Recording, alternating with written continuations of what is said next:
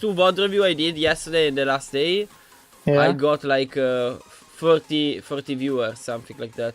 More than 30. Yeah, something like that. Yeah. Well, but no one wants to see me, so I guess. No, I don't think so. Nah, good. So. I mean, it's not a problem. So, basically what we are going to do is like checking the point that you ask, right? We can do like this. Okay. So basically are the link that you gave me like are the right minutes or not? Yes, it's timestamped. Should be at least. Yeah, should be. I mean, I don't think it's I don't think will be a problem. Like you put the minutes, the right minutes, so we can check from that easily. Yeah, but they're timestamped, pretty sure. So anyway, it's fine nonetheless. Yeah. Oh, thanks for Global Esport. He's hosting me. Thanks, man. Thanks a lot. Do you know that Global Esport, like the main team, is playing in the Open in the Pacific contenders? Is it the Indian team or like Indian? No, is the food is Asian org. Okay, is Indian the CEO, but they have a lot of team. Like the first team, the main team is playing in the contenders Pacific, but at the moment they have like they're facing the playoff. Like I think in 3 days, and is the team is a full Korean team with Kefri inside. Ah, nice. Yeah, they have Kefri inside. There are 6 Koreans and the Kefri. And you're coaching the academy team, right? It's the second team, yeah. One of the team, but I mean, there will be some news in the next weeks. PogChamp. Yeah. Was that some spicy leak? No, not at all. I can't at all. Because it's still known. 7 Koreans. Oh, okay. It's 7 Koreans? Oh, I didn't know that.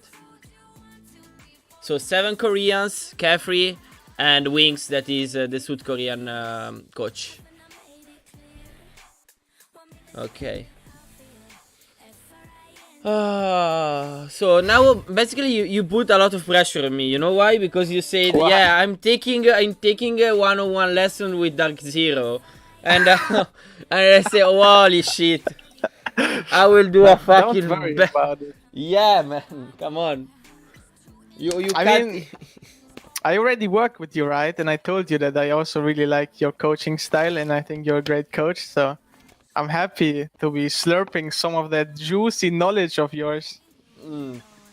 I don't know. I never worked with Dark Zero, but from what I saw, is a fucking big level in my perspective. He is PogChamp, but you're also PogChamp.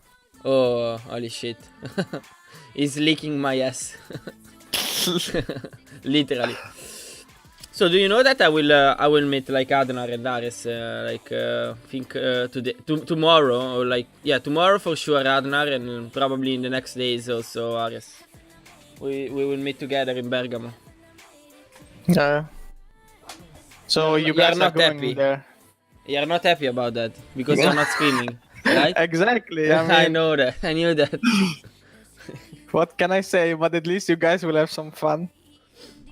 Yeah. What is that? What is that stream title, by the way? Ares and Adnar team. What the fuck? Oh, why? Yeah, because it's like I can bring some Italian guys for that, but. Oh, I see. Okay, I think we can start anyway. I mean, like, we if can. No one is coming, it's not a problem.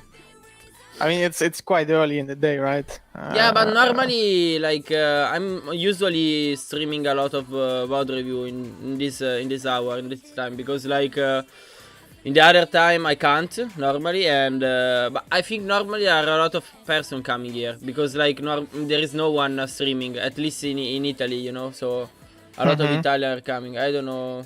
It's okay. They will come anyway. I hope so. Yeah. Okay. So let's go. Wait. Did you like the Twitter? Of course. The tweet. I mean, not. Yeah, it's good. It's Gucci. It's Gucci. Okay, let's go for. Where is okay?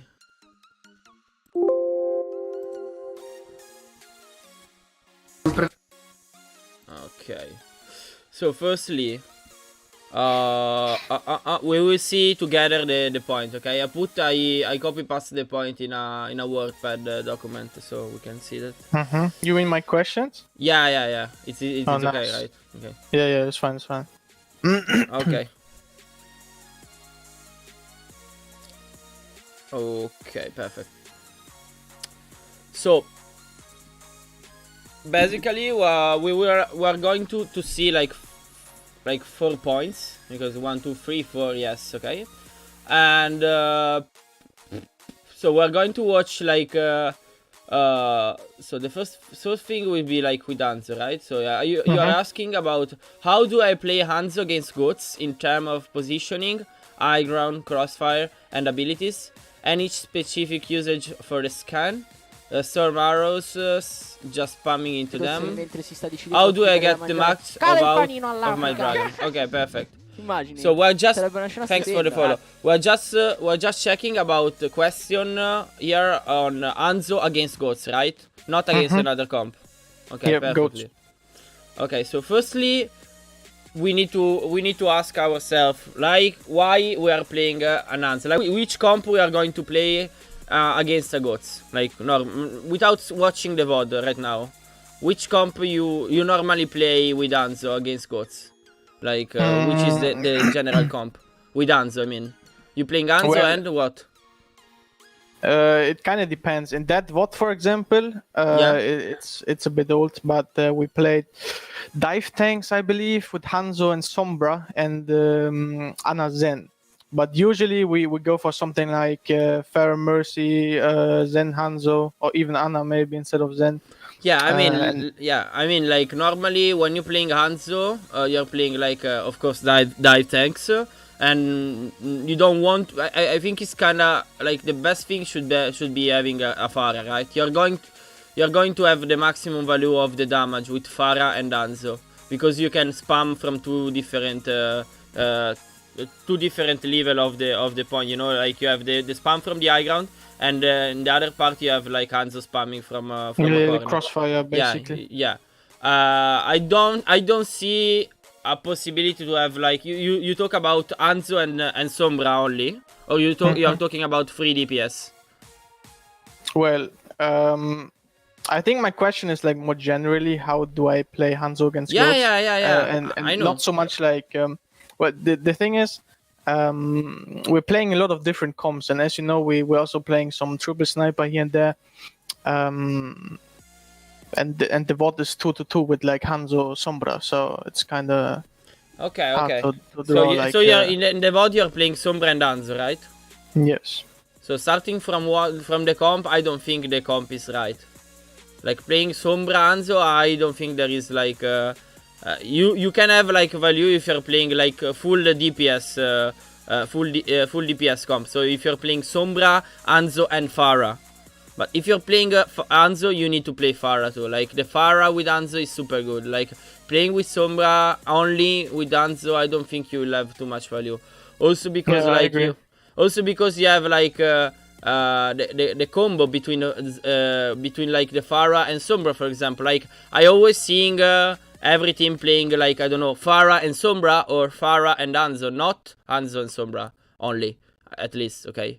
So, firstly, I want to talk about the comp, okay? Because, of course, you are talking about Hanzo, how I play Hanzo against Ghosts in general, but you need to, since we are going to watch like Scream VOD, we need to also talking about which comp are you going to play, okay? With Hanzo. Like put it into context. Yeah, of course. Okay. All right. So yeah, we can start with this, okay? So we are going before watching. I'm going to explain like something in general, okay, with Hanzo against goats, and then we can watch the VOD, okay? I mean, I will put. Oh wait, he's here. Okay, perfect. Okay, yeah, it's time stop. Okay, firstly, this comp, I don't see like, I don't know, like this comp. You know what is the problem of this comp?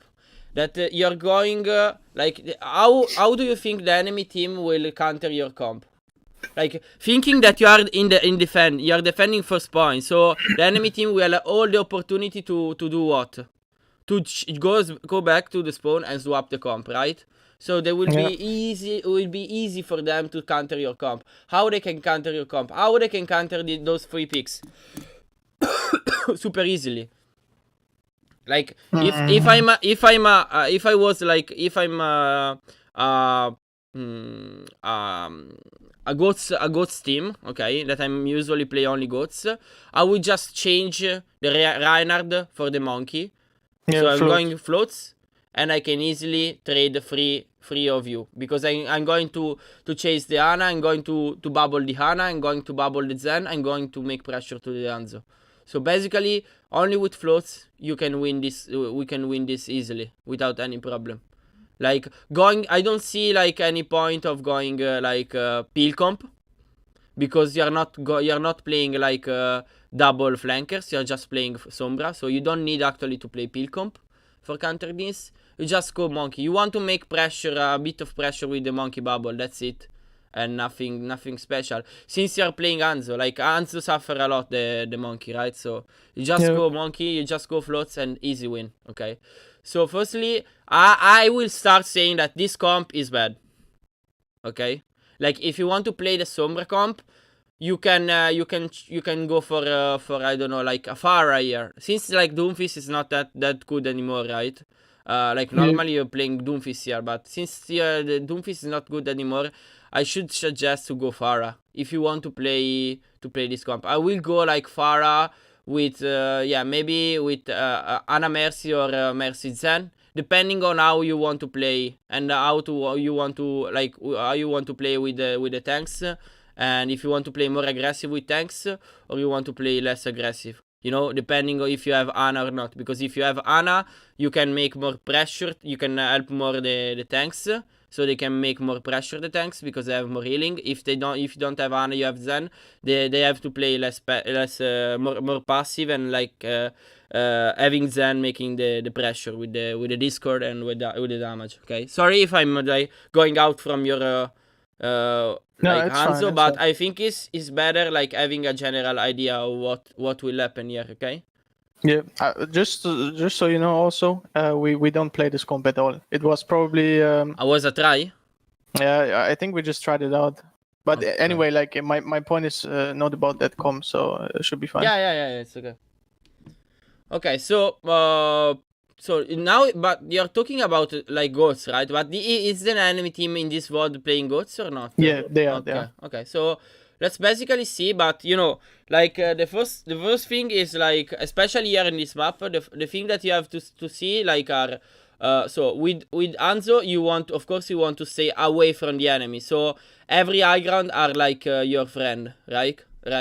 So basically this high ground, the high ground on the point, around the point, especially where it's like from where you can shoot through the window. The high ground on the point, the balcony, right? There is a little window on the point where you can shoot if the enemy are going on the point. So like basically the high ground is your friend, first thing. Okay, so just keep checking about the best high ground when the enemy are rotating. Depending on where they are rotating, you want to keep having the best positioning on the high ground, okay? Because they will push you.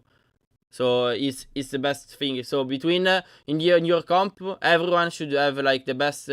Like you, Adnar, and Fatax should have like the best high ground. You can't stay on the bottom, right? So yeah. Since you're going to play with Hana and Zenyatta, especially the best crossfire should be between you and Fatax, okay? Because you and Fatax are like the damage dealer in this comp, right? So you want to crossfire. You want to set up a crossfire between you and Zenyatta, because you and Zenyatta are making the most pressure on the enemy team, especially if they're playing the goats, right? So firstly, ongoing on this comp, you need to know if the enemy are going to play goats. You need to know how to set up, like in which positioning. So where you're gonna stay, where the Zenyatta will gonna stay. Okay. So this is important because like here this is like basically the crossfire, okay, between you and Zen. with I don't see like you are asking about storm arrows, right? I don't see like that is needed spamming with this comp. I don't think is needed spamming the storm arrows on a Reiner shield. Okay, so because we are not you don't care about the Reiner shield, right? Because like I don't know. Maybe for the Ana grenade, you could like spam the runner shield, so it will be easier for you to purple the enemy, right? But I don't see with this comp that you need to do a shield fight because you don't have a Reinhardt. You're just playing with the monkey, and monkey is making damage through the shield, right? So I don't think using the storm arrows, like sometimes it's good using the storm arrows on the Reinhardt shield to make more pressure, because you can keep spamming on him and it will destroy the shield. But in this situation with this comp, I don't see the sense of using the storm arrows on him. Wait a second. Like usually when usually how I use my storm arrows, that I keep it for when a diva dives me or something. And when we play like triple sniper against goats, I usually start spamming the shield, so our snipers can have free sidelines. Okay. Yeah, I mean, yeah, of course, if you're going to play with other snipers, it's kind of better. It's kind of different, of course, than this.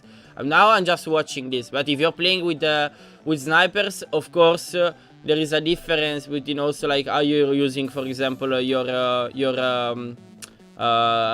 scouting arrow. Which is the name? I don't. The scan. Yeah, exactly the scan. Okay, because like if you're playing with for example, a widow, with the widow, with a Ashi, you're going to go for the scout for the other sniper. So, but in this situation, like with this comp, I mean, maybe you can use that only for scouting when you need to use your ultimate, right?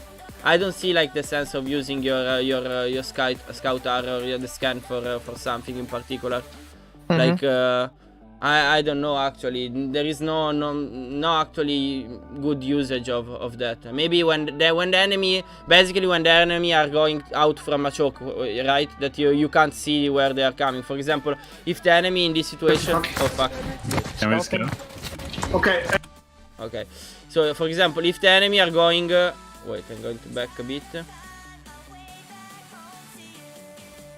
Wait. I think they're gonna play Pharaoh. You are the Pharaoh. I need to go. So basically, what we can do is like you can scan the the angle. When they're coming in a room, in a closed room, you can't see them. So in that moment, you just use it. It's something like easy, nothing special, Yeah. But yeah, especially with this comp, if you're not going to play with another snipers, there is no particular usage of the scan.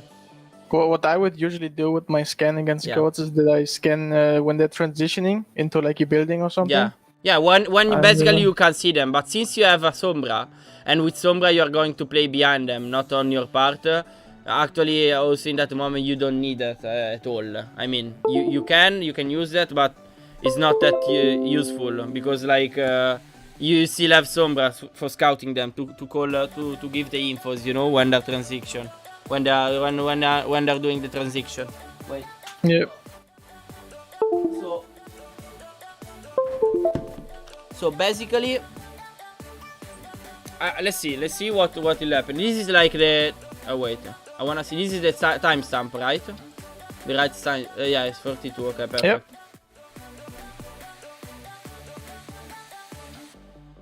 Zarya? They're coming main. Yeah, they have Zarya Diva. Okay, let's go. Is all in third person on? No. He will switch soon. Soon. Hello guys. Hello Zenako, Checo. Wait.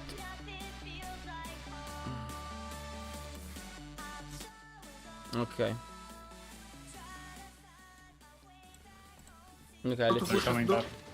I connect them while they're spinning. Copy now. Okay, so basically what happened here? Like, Adnar was hiding, right? He was hiding for the purple. I don't think he was hiding. I don't know, to be honest. I think it was just the brain fart from Adnar's side. I don't know, like, normally, I don't want to talk about Adnar here, okay? But, like, since I can't see anything that he did... I mean, like, probably... No, wait, let's speak about your positioning. I don't care about Adnar right now, okay? I think your positioning here... Do you think this positioning here right now is good or not? I think it's alright. Do you think it could be like another like a better positioning for what is happening right now? So you know that the enemy team is playing goats because you scat them, okay? So you know that for sure they will come from here because there is no other choke, right? So do you think this is a good sightline for you? Well, if I know they play goats early enough, I could probably go even behind them in that small window. Behind them, you mean on the right, so in their above the mega pack room. Yes. I don't know. I think it's too risky for the moment. Okay, I don't think like going there is too much. Is too good. Like for me, I think you should go from the left, like on the platform on the left. Well, probably is Fatax right now. It's right that you have like you can't set up at all a good crossfire between you and Fatax, right? Because unless Fatax or you gonna stay on the bottom instead of on a high ground, you can't set up a crossfire, a decent crossfire. But still, since the enemy need to use resources for growing out here, but you're not playing goats, okay? You're playing like dive comp, you know, like dive tanks and spam damage. You should be staying on the platform and starting having better sightline here. Because do you think is a better sightline from here or from the platform? Can you see better from the platform or from here? The enemy team. Can you make more pressure to the enemy team from the platform or like from here? You can see that from the corner. Probably from the platform. Yeah. Because like from the platform you see more like do you see like here the choke, like the hunter? No, you can't see that. You can see only when they're coming out, right? You can't spam here, you spam here. So basically they can go out from the choke using less resources. Like in the best scenario they can also not using resources for going out here because you're not spamming enough. Okay, because you don't have the best sightline. Okay, so you don't care about why you should like. Do you think like if you don't agree with me, just tell me. Like, do you think there is a problem standing on the platform than near? No. Well, just like you explained, I think it's better sidelines, better angle. Yeah, I mean, like since you're not, I'm not doing like a pub review with a diamond player. So if you think there is like something that you don't agree, just speak together and we analyze the situation together. Yeah, of course. Okay, but I agree that's with what you. I'm just telling you because we're going to have a talk together. Okay, I'm not coaching you. I mean, I'm just telling you things that I think. But if you think something different, just tell me. Okay. Yep. Okay. So yeah. Firstly, the positioning here. So what we just saw is like sightline, better sightline. You need to check for the. You can do that also like on without doing just going in the map in a map where you're playing normally Hanzo when you want to play Hanzo in that map, and you just check for every type of positioning. From how you can understand the better loss. You firstly you need to check. You need to understand like every type of rotation that the enemy team with ghosts can do. Okay. So for example, if the enemy team is going from here directly from the main, what you can do? You can just keep the platform, and then when they're going straight to the main, you can just go to the balcony on the point, you know, where the one that I was talking with you. That's a good one. Or standing. I think that should be like the best one because you can reach that, and Zenyatta meanwhile can keep staying on the platform. So basically, when they're going on the point, you have two crossfire, right? I mean, you can also spam like this high ground, you know, if they're going on the point. But I think it's too low. Like you're not playing Widowmaker, right? For the Widow is good because it's like is a more sniper from long distance, right? But you want to be more near to the enemy team. That is kind of better. So yes, that is like, for example, a type of positioning. So for example, if they're going from the right, they're going inside the room, and then they're going out from the choke. Yeah, for example, here, I think you should go from on the high ground too, on the high ground on the point, like, you know, the high ground outside the point, okay? It's the same balcony, but not the one that is going through the point, but from where you can see the enemy, okay? Because you want to keep spamming them. Since they're not playing Zenyatta, you will not suffer any type of damage from them, right? How they can deal damage on you if you are close to them in high ground? They can't. They can't actually. Maybe, I don't know, maybe can come a bit of damage from D.Va, maybe from Zarya, but it's not huge damage. The huge damage that could be like from Zenyatta, there is no damage because they have Moira. They play Moira. Do you know why they're playing Moira and not Zenyatta? Well, they probably expected us to play some kind of counter comp. Yeah, but which is the difference? Like against your comp, against, for example, instead of playing like Sombra, you're playing Pharah, okay? What do you think? Do you think is for which reason do you think is good the Moira instead of Zenyatta? Moira has more survivability, more healing, more sustain. So firstly, Moira is basically trading the spam damage, right? Because you can burst healing. So this is the first answer. And secondly, you need to think about his ultimate. Like, the Coalescence is fucking bad against tanks. So against, like, goats.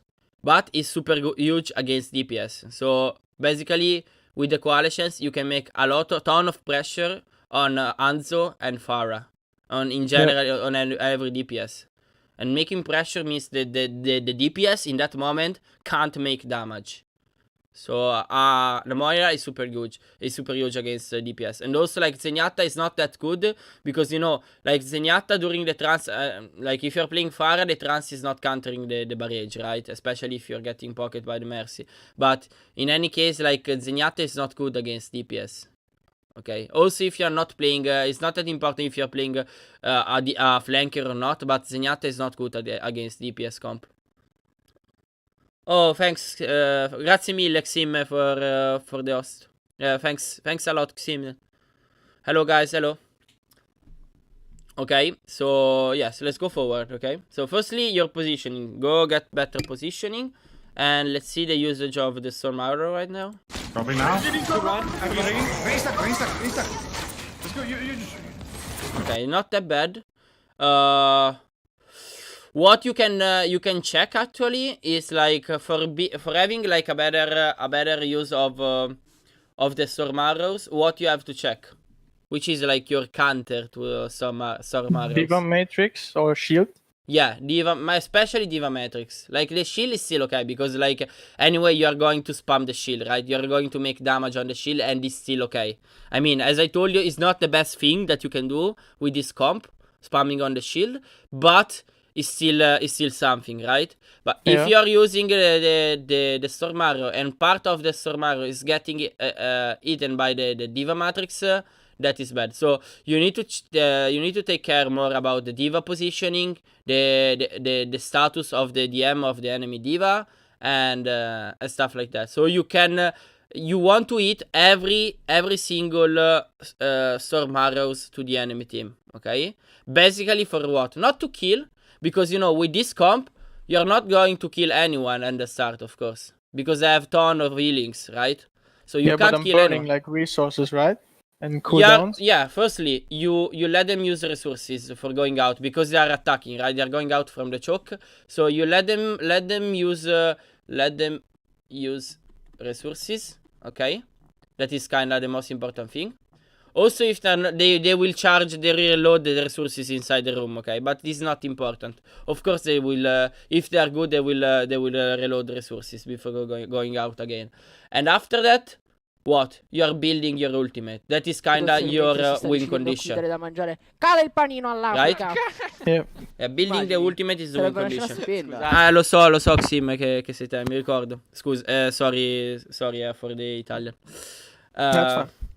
So basically, like in this particular moment, those are the two things that you have to think. Not only you, also the others. Also Ares especially Ares with Sombra, because like between like you and Ares, I think like the best ultimate that you need to build as fast as you can is Ares ultimate, not yours. I mean also yours, but it's better the Ares ultimate for the first fight. So basically, what you want to do is just spamming. Okay, you need to be in the situation to spam the enemy. You want to spam them. You want to let them use burn resources, but not burning resources for something in particular, because now you are just spamming, right? You can't, and you don't have ultimate, so you can't actually go on them. Unless you get, like, you eat a purple, right? The only situation should be when you eat a purple. Not eat a purple. When you eat, not eat to, yeah, you know what I mean. Like when you eat the purple with Ana on the enemy. Only in that situation you can take the aggression. Okay, but in other situation, if you don't eat the purple, you can't go on them. Absolutely, it's kinda impossible. Maybe you can get a pick, but also here it's kinda from where you can get a pick. Maybe on Brigitte, I don't know, on Lucio, on Moira, but it's kinda difficult. So basically here you just want to keep spamming, be alive, not like Adnar right now, and keep spamming, get the ultimate up. Okay, so when they're doing the best transition, like is the normal transition, you know that they will do this transition. They will never go the transition from the main, because it's kinda useless. And they're going here, then they're going top. So now they're going top, you need to start going the right to get the positioning on the top here. Okay, because like you will have more value from there, and as I told you, they can't do damage on you, because you don't want to let them go out from this little choke, okay, without let them use resources and without building ultimate. Da mangiare. Cala il panino all'Africa. Ti immagini? Sarebbe una scena stupenda. Come on, Jack di qua. Thanks for the follow. By the way, I have a side question. Yeah, tell me. When we play a Sombra versus like a Goats or something, do you think we need to combo the EMP with another ult, or do you think EMP plus like a nade should be enough? Depend on how many ultimate you have. So you need to still thinking about your psychic ultimate. Like if you have only those two ultimate, for example, Barrage and Sombra ultimate, I don't think, and the next fight you don't have like any other ultimate. Okay, you're not close to any other ultimate. I don't think you should combo, because you need to keep the ultimate, like the other ultimate, for the next fight. If you, for example, if you have both tanks ultimate, you can actually not use the ultimate together. Like it's very general. It's also about your playstyle, and also about what? About how much time you take normally to build your ultimate again.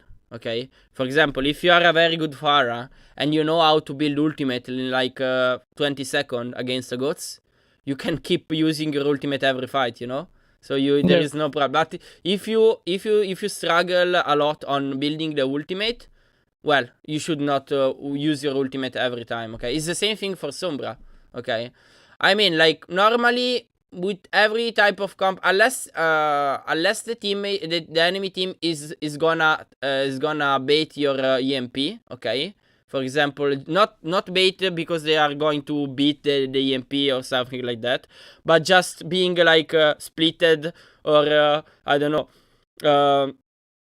standing in a point where they can actually bait the EMP. I don't know how to explain that. Like you know that your EMP is not that good, because maybe. Oh, thanks. Oh my god. Thanks, Chaos Theory, for the sub. Thanks, man.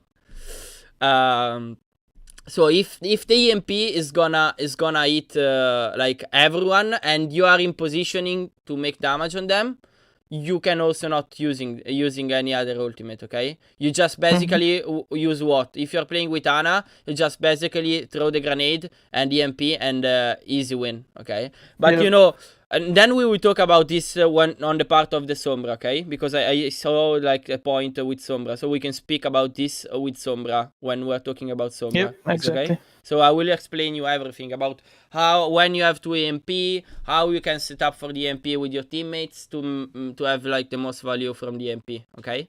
Yep. Okay, so basically now they're going there. So you know they're going there. So you want to change your position here right now. Because, I mean, now we can keep spamming for like other 2 seconds and then go on the top. Okay? Let's see. Yeah, I think that's what I'm doing. I'm not sure. I'm gonna jump up when they rotate. I'm scouting them soon. What's in the round point? The London. Yeah, more slow. I need help. Okay, the positioning is not good. Okay, so the positioning, since you took too much time to go on the top. Let's see. I wanna show you the perfect positioning. So the positioning, as soon as you see they're going side, you saw like you didn't hit a lot. Okay, of arrow. So instead of trying to hit someone that you're not going to hit, since there are a lot of split, there was only Zarya inside. The other was just through the stairs. So instead of standing there trying to hit the Zarya, you should use that time to go in this point and in this part. Okay? Because from this spot, you can have good sightline to make more damage on them when they're passing from here to here. Okay? So after that, when they're going out from here, from this window, they're going to the point, you move to the window on the point. Okay, so basically here the problem is that your positioning is bad. Okay, you need to be ready to keep changing the rotation, like to keep changing your positioning, understanding before from where they will go. Okay, so here is super easy because you know that if they're going on the right, then they're going on the top, and then they will drop down to the point. Okay, so if you understand this like faster, you'll be able to get the better positioning in the right time, and having more damage on them, like giving to them more damage. Okay, because right now you're not thinking about your position. That is kinda the best thing that you have to think in this moment. Let's see again. Now you see, instead of spamming here, you should take the high ground. You don't care about keep spamming here.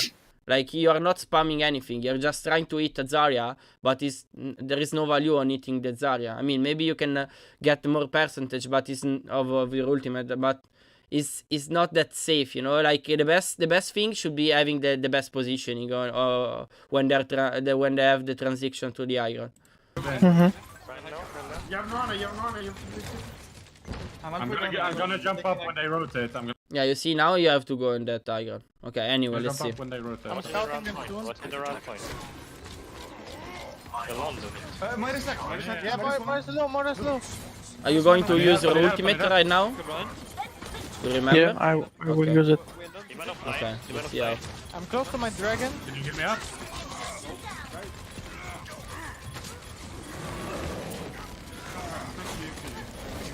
I can touch point, I'm ulting this. Alright, dead. Okay, the ultimate is not that bad, okay? But firstly, when you're ulting, you need to, like, this positioning is still shit. So you need to have, like, better positioning. So firstly, like, the biggest problem is positioning right now. Okay, secondly, can you explain me? I will ask you. Then if you can't answer me, I will explain you, okay? Because I prefer to do like in this way because you can use your brain before like having the question, having the answer. Yeah, so that's good. Can you tell me? Can you explain me how I can have like the best value from the Hanzo ultimate if I'm playing with Monkey and Diva? So if you're not playing with a death ball, for example, because basically if you're playing Renzaria with Hanzo, it's a death ball, right? So if you're playing with Monkey and Diva, how I can have the most value from the dragon? You want to split them? So and like do what? damage? Yeah, okay. So like the first thing should be like split the enemy, right? But yeah, but if you split the enemy, okay, splitting, okay, but like now you are going to ult, okay, but you're not asking for anyone to have the follow up on your ultimate, and I don't think you are like at the moment, Dooney or your teammates, especially in this situation, are going to understand that when you are ulting, they have to follow up your ultimate. I don't know, because like I saw Dooney just ulting, and right now you see Dooney how much HP he got. Do you think he would follow up your ultimate or not?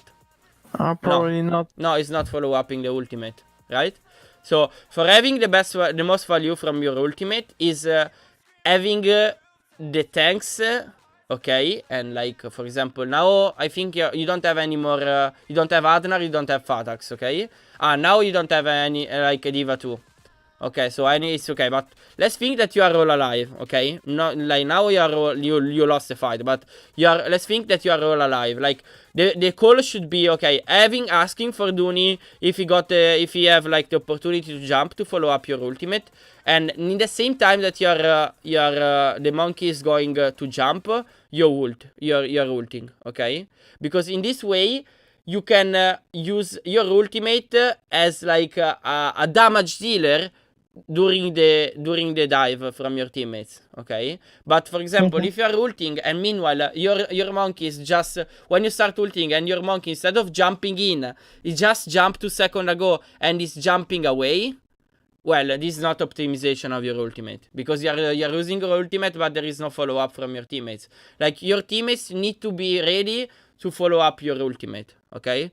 So you need to ask for them. Like you did a very good job, because you said, okay, I'm gonna have almost my ultimate, okay? You say that, but probably I don't know. It's also because you lost to the 2 healers, but like Dooney jump in without any reason and using his ultimate for nothing. Okay, so instead of doing that, Dooney could also like wait some second, and when you got the ultimate, you could jump in and get more value from your ultimate. Okay, but stop using your ultimate alone. You want to have like the pressure on of your tanks, and meanwhile your ultimate on.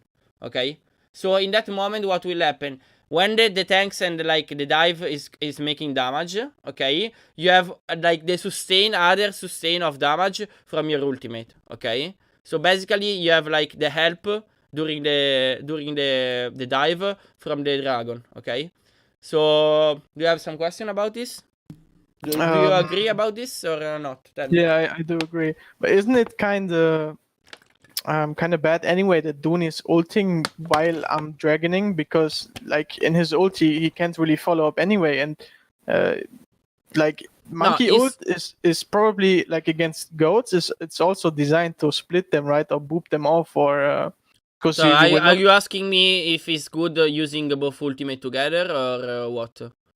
Well, basically, I'm saying it's probably bad to use both together, because they kind of fulfill the same purpose in splitting. And yeah, I mean, it's still the same. A lot of teams are asking me to also, like for example, if it's good like using Monkey and Diva together, Bomb and Rage.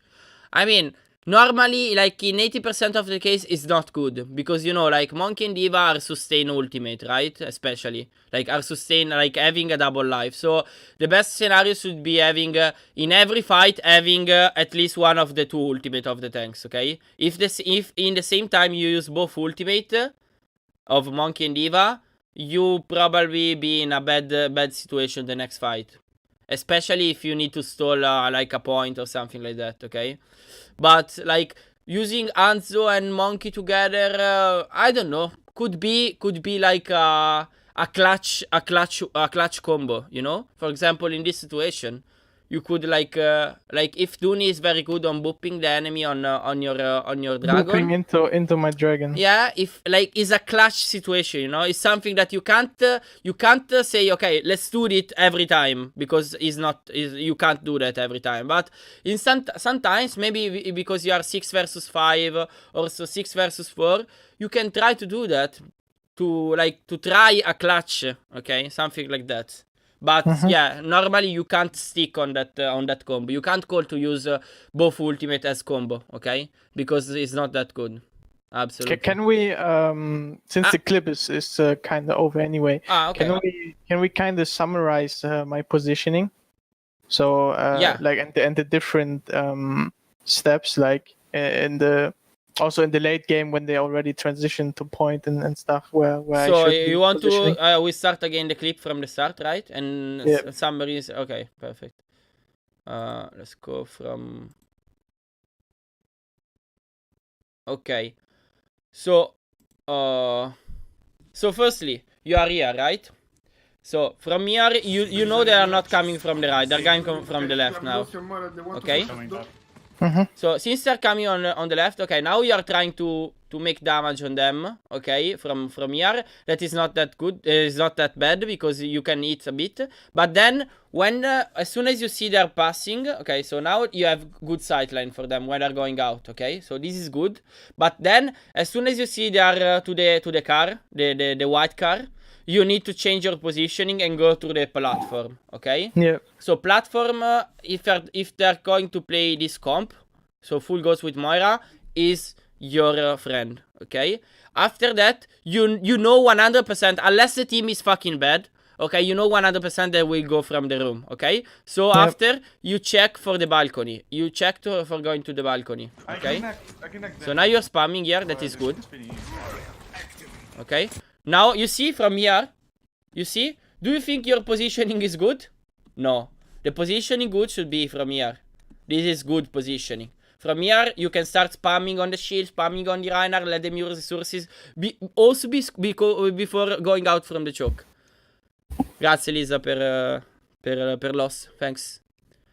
Wait a second, I wanna answer to a question. Se vuole splittare il team avversario deve collottare meglio come lo fa. Questa era una ulti a parere mia solo per cercare una kill. In caso sì, diciamo sì, era un po' una ulti tirata così, senza molto follow up, ma il fight comunque era perso.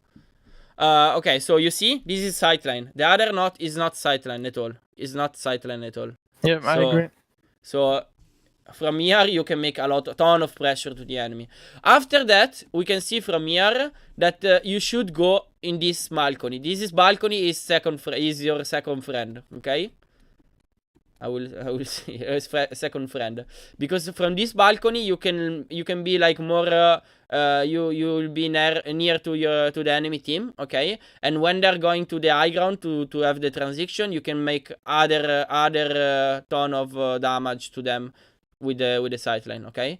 So stop using like the floor is lava, okay, man, for you. Yeah. Okay, the floor is lava.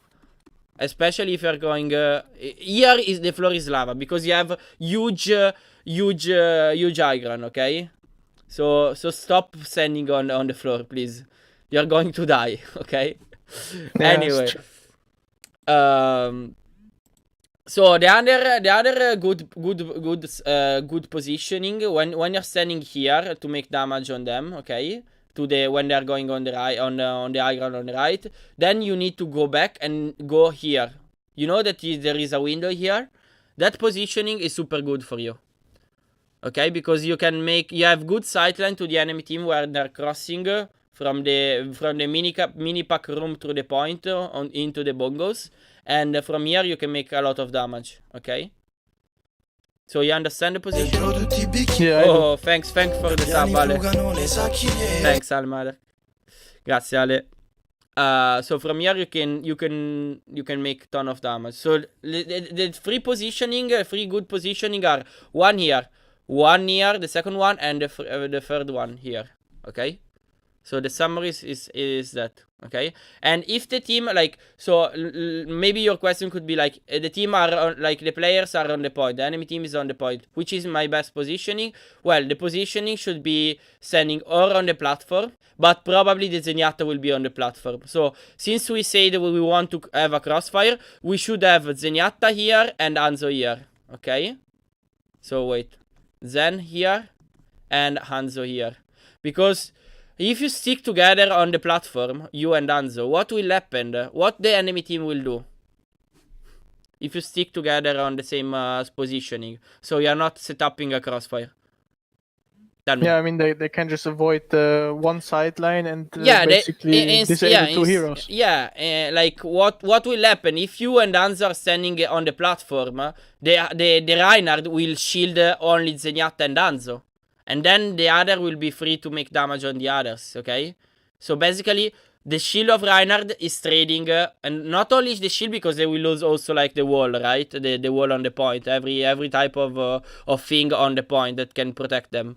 But yeah, basically the shield on the Reinhardt will be in the opposite positioning, not opposite, but in the same positioning of the sightline of Zen and Hanzo. But if Zen and Hanzo are in two different positioning, so they have two different sightline, the Reinhardt can't shield both sideline, right? So it will be easy for you to make damage, to build ultimate, and easy win. Okay? Yeah. Are you good for this? Like for the part of the Hanzo? You want to know I think I'm something good. else? Okay. So basically we saw about I mean, you know, your CD is like mechanical skill is not that there is nothing to explain about Hanzo, right? I mean, maybe the use of arrow. Like the only thing about the storm arrows is like being careful of using your storm arrows when the diva could matrix that, okay? Because you know the diva will matrix what? The cooldowns, not the general damage, you know. A good diva will hit cooldowns, not nothing else, okay? So you want to take care about that, okay? Yeah, so makes sense. that, and also like about your ultimate, remember, you want, when you're playing, since you are not going to play that ball with Hanzo, also with Hanzo, like I will ask you something with Hanzo, how you can have like the best value with a death ball with your ultimate. Don't think about the Grav Hanzo, okay? Don't think about that, the combo, okay? You mean when we have death ball or when they No, you have that ball. You're playing that ball. I know you're not going. No one is playing that ball with Hanzo right now, unless you are I don't know, master team. But yeah, let's just to understand, just to see if you understand the meaning of your Hanzo ultimate. If you're playing Rain Zarya, okay, for example, you're just playing Hanzo instead of Diva. Okay, you're playing a Goats, but instead of Diva, you're playing Hanzo. Okay, what you will do? How you can have the most value from your ultimate? Well, again, I can just split them into hopefully two groups, and we can just rush down one of those groups. Do you think you need... okay, my question is, do you think you need to take the aggression before your ultimate or after your ultimate? Like your teammates need to push the enemy team before or after your ultimate? We're talking about like 1 or 2 seconds, okay? So do you think like before... lose your speed, for example, and you take the aggression on the enemy team, okay, and then you use your ultimate like to 1 second after they start speeding on them, or you want to ult before and then speed on them? That you understand the question? Yeah, I do probably before. So you want to ult before and then push? Yeah, well, I think so. Yeah, but try to think something. I mean, depend on the situation. But in general, like in my perspective, is like if you start to take the aggression, okay, what the enemy team will do? They will try, since especially if they're playing like a full gods, they know that they will have like the possibility to win the fight, right? If you're taking the aggression, because they have more sustain than you, okay? Because you don't have diva. So in that moment, you basically bait them, because like you start pushing on them, and they will say, okay, we can deal with them because we will win the fight. If they're taking the aggression, we can stay on the aggression. We can have the aggression too. But meanwhile, you will start with your ultimate. So when they're facing, they're close. The point is like is this one, okay? I will explain you with this picture, okay? So basically, your Reinhard is here. This is like the side line, like the front line, and the enemy team is here, okay? So basically, you are not too, like, there are a lot of meters between you and the enemy Reinhard, okay? So if you start using your ultimate from at the start, what will happen? The enemy team will start speeding back, right? Yeah.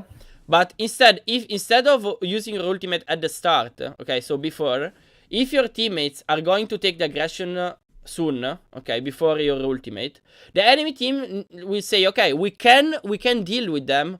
We can use resources to beat them. For example, before ulting, you want to let them use what? Resources in general. Matrix of Diva, Bubble of Zarya, Shield of I mean, Shield is not that important, but also the Shield is important. Maybe Speed of Lucio too, okay? So, it's better that your teammates will start the aggression, they will stop the poke fight, and they will start using resources to them, because when they're using resources, they will force the enemy team to use resource too, right? Unless they are holding a choke, so the enemy team is not it doesn't need to commit, okay? But if for example, if you are in the same, like in a specular positioning, if you use resources, then you use resources, and after, during that transition, you can use your ultimate. Because, for example, they will not have any bubbles, they will not have any speed. And so, meanwhile, for example, your Reinhardt is winging to the enemy Reinhardt, he will come from behind your ultimate. So, they will come other damage. Okay? So, you understand this thing? Yeah, but do you think when Yeah, tell me. It's kind of unfortunate I can't draw, but when I use my dragon before we engage, and it's like around some corner, and I basically force them into pushing into us, isn't that sometimes also a good thing, potentially? Yeah, it's a super particular situation. But you know, like if they're playing a goats and you force them to push to you, like, do you think it's good for you or not? If they're playing full ghosts and you're playing that ball, for example. I mean, it depends on like the situation, Yeah. right, and on the map. But Yeah. I'm just thinking, like, what other ways are there to The use my problem, Hanzo? yeah, I will tell you. The problem is actually you want to use your ultimate firstly when the enemy team used resources before, okay? So you for example, if they have Zarya, you want to let them use the bubble first, okay? So he can't deal the damage with the bubble, and like speed from Lucio, so they can't disengage. And the most important thing is that the enemy team will be close to your front line. Because if they are too far from your front line will be like will be in a super difficult situation to follow up your ultimate. So basically, what will happen with your ultimate? The enemy team will disengage, and basically what you get from your ultimate is just getting space, okay? But yes, getting space is good, but you can have more optimization of your ultimate, okay? So for example, getting a pick because someone is going out of positioning. But for that, you need to take the aggression before. Okay? I mean, it's still okay. You ult, and what will happen? The enemy team will just disengage. And what we'll get from that? You just get a space, okay? But you can also get something else than getting space from your ultimate. Okay? It's not only getting space with your ultimate. Okay? There are a lot of things that you can get from your ultimate. Getting pick directly with your ultimate, or like getting pick with damage of your teammates and your ultimate, or getting pick because someone went out of positioning for your ultimate. So just try to think about the biggest optimization of your ultimate, okay? When I Hanzo ult and I bait, for example, or like I force them to use resources such as a bubble, or I maybe even force a Zen trance because he's I don't know, probably shouldn't trance anyway, but Yeah. if I manage to do that, or if I force Lucio amp it up, isn't that a good thing though? Because like, if for example, if they use bubbles, okay, Zarya will have 80 charge or 100, but You're right, man. But there is a thing, okay, that depend on which is your plan, you know? Because like is like in every situation, also when you're playing goats versus goats, if the plan is like using a bait at the start for bait resources, so that if that is your plan, okay, you can do that. But if you need to know what is the plan, okay, on what you're doing. So if your plan, for example, is like we want to bait resources, okay.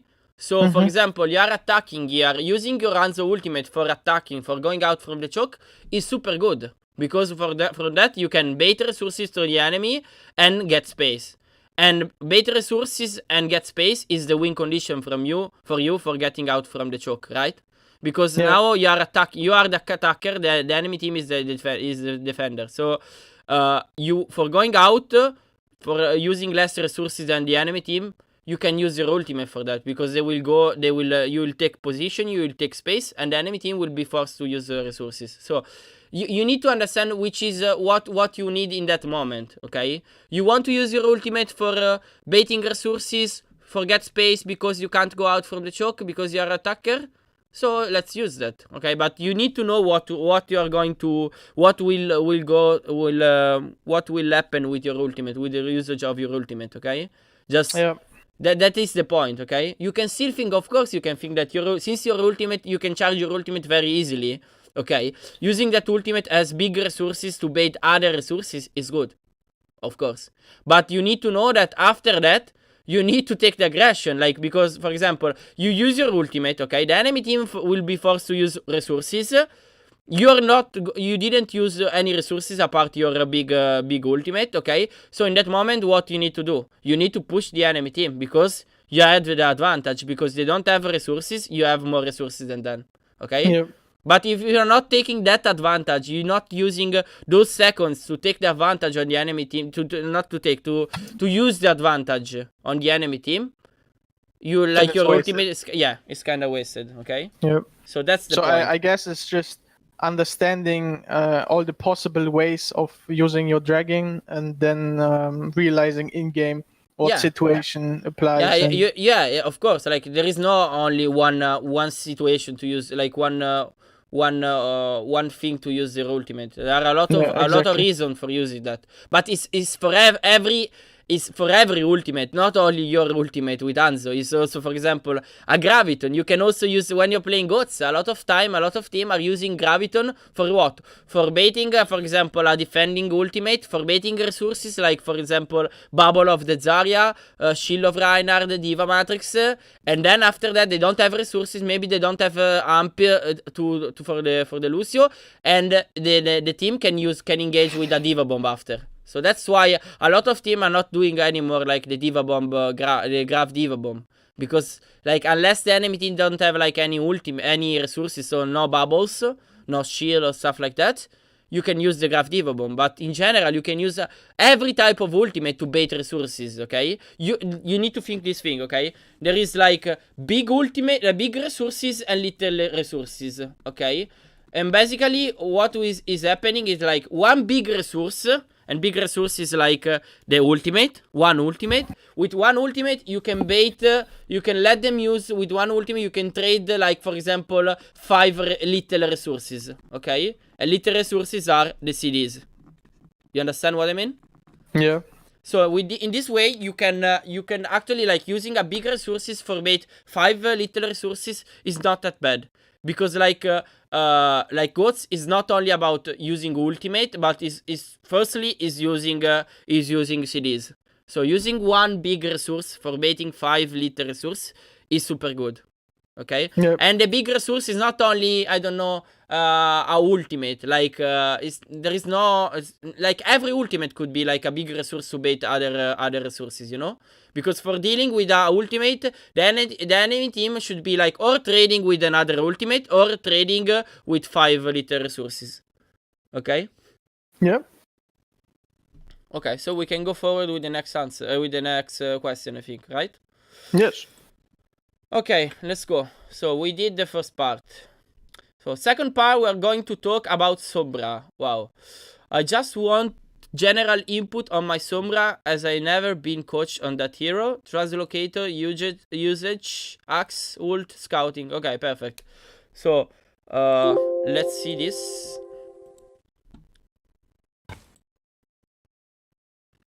Okay. So we are going to see how many minutes is okay. 6 minutes is like okay. So 6 minutes means that you are going to play Sombra also in the second point. Is right? Yep. Oh, that's bad. We are going to play in the second point Sombra. Why are not? Because you are not playing Ghosts in any maps, right? You're still not playing Ghosts. We are, but not in this scrim. Okay. Perfect. Like I said, this scrim is also a bit older, so we don't leak any compositions also from the enemy team and stuff. Okay. So you want to start with some question? I mean, now with this question, or like it's not a question, it's just asking me in general with Sombra, right? Yeah. Well, you want me to ask me something in particular, or we can just no, I think we can just watch it and you can give me like whatever comes to your mind. Okay. So no need to have a hero talk, but we can use the VOD the VOD to talk about the hero. Okay. Yes. Big scouting and we know what they're. Like if they're goats, it means that they cannot get our Zenyatta and they cannot get our Rush. So we need to do crossfire, like the front line on one side and then DPS the other. Ghosts not dropping in, like. Yeah, exactly. Like for What comp they are playing? What the fuck? Cala il panino Thanks for the all'Africa. follow. Why the fuck they are playing this comp? Stupenda. What is this comp? Soldier, Genji, Ano, Mercy. What the fuck? I never saw that. Yeah. Well, I don't know. Just going top alone. Okay, so firstly, let's start about the comp. Okay, so you are scouting. You scout everything, right? You said everything, I think. Wait. Yeah. Okay. Wait, let's go back a bit. Dive tanks. Genji, yeah, it's bad. So just going top alone with Ana. Okay, perfect. The course is super good. So, firstly, since the soldier is going top with Hana, okay, what do you think you should do? Not you with Sombra, but what do you think your teammates need to do in this situation? So you know that the enemy team is going to split like there will be like a splitting. So there will be like 4 here, okay, on the main, and 2 on the top, right? Ana and Soldier on the top. So what do you think you should do? Like just explain me how you can win this fight. With your comp, I mean, the comp is not that important. I mean, you have this comp, okay? So what do you think you have to do? Just explain me. Give me an explanation of how you can win this fight. The monkey definitely has to contest the soldier and Ana. I don't know if Diva should go with him. Probably not. I don't think so. Yeah, maybe the monkey can contest the 2 guys on high ground alone, and then we have 5v4. Perfectly. You know, Perfectly. In the backline. Perfectly. Okay. So it's important that when the monkey is going to contest the high ground to the Ana and Soldier, okay, with the shield, you need to be ready to make the pressure to the enemy team, to the other 4. Because basically, as you said, yeah, it's very super brained what you said. Because, like, basically, there will be like, wait, I wanna do the right. Okay, so basically, there will be 2 on the high ground, okay, with the monkey trading them, okay, and the others will be, you will be like 5, and there will be 4. So of course they will lose. They will lose the fight. But how you can win this fight? Like forgetting the aggression, since the monkey will not contest them for like a lot of time.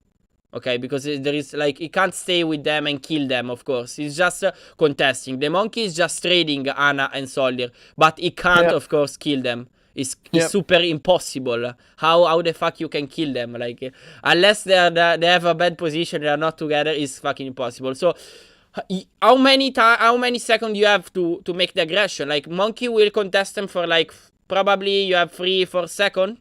So you need to optimize those 3-4 seconds to kill the 4 versus 4 the 5 versus 4 situation. Okay, so your positioning here is not that bad. But what you can do here is like probably the best scenario should be what? What you have to do here? Can we maybe go forward? Watch the clip until the start of the fight so we can see what I did? Yeah.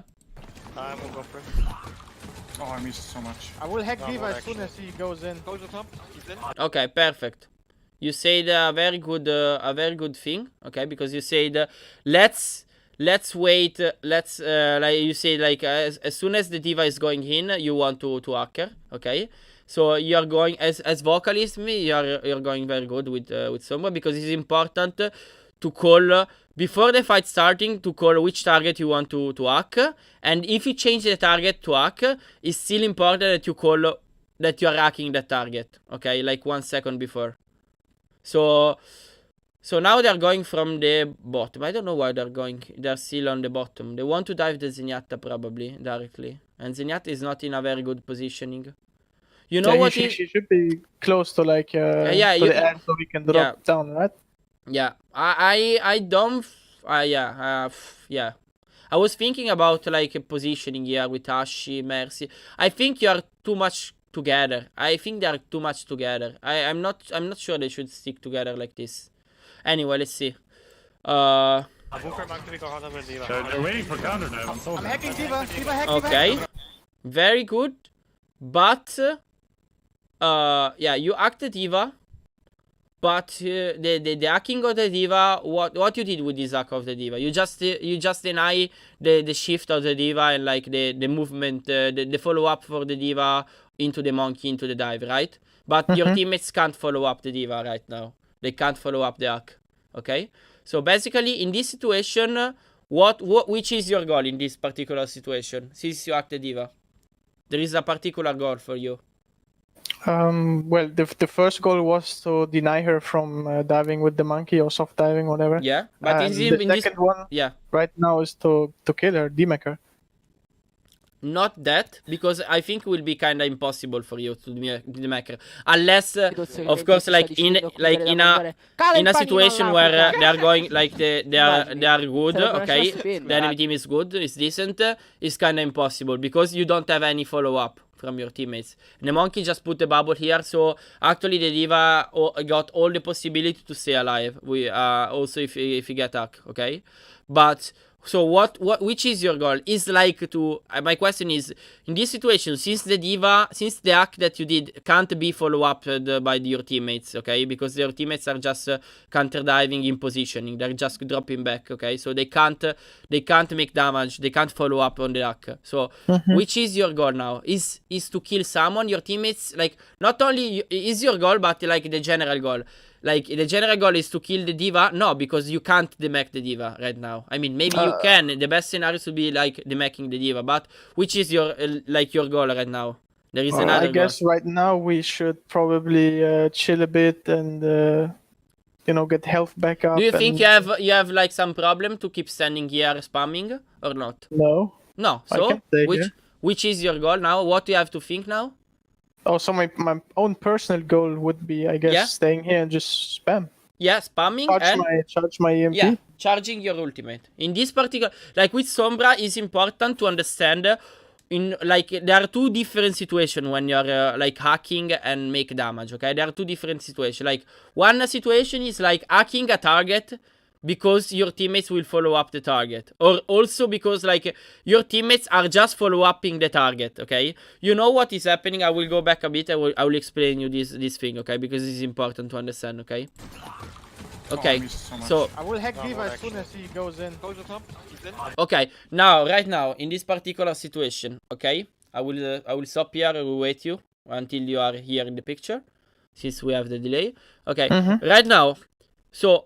How do you think you can destroy the mech of the diva right now? You can't. Let's okay, in this particular situation, since you don't have like sightline from Zenyatta, let's figure out that like both Ashi and like Zenyatta got the sightline on the diva. Okay. Okay. So how you have like I will ask you something. Do you think like it's better hacking the diva before the follow up of the monkey, or is better that monkey will jump your monkey, for example? Okay, don't care about what we said about monkey jumping. I know that monkey should jump on the Ana and Soldier. Okay, we're just talking in another situation. Okay, just think the monkey will jump on the diva. Okay, and he will bubble the diva. Okay, Do you think it's better hacking the diva and then having the monkey bubbling, jumping on the diva and bubbling the diva? Or is better having the monkey bubbling the diva, jumping on the diva, bubbling the diva, and hacking the diva and after? What do you think is the best scenario? You mean like basically hacking before the engage? Yeah, Or it's kind of engage? the same question that I asked with Danzo when we with the ultimate of Danzo. Well, I guess you can do both, but it depends on the situation. Right now, I would probably choose to hack before the engage. So firstly, I will tell you something. Their team is sucking dicks because like you are playing Sombra. They didn't spot anything. They don't know that you are playing Sombra, or maybe they know that you are playing Sombra. But there is Hyper, the diva of the enemy team, the French team. Okay, that is not scouting.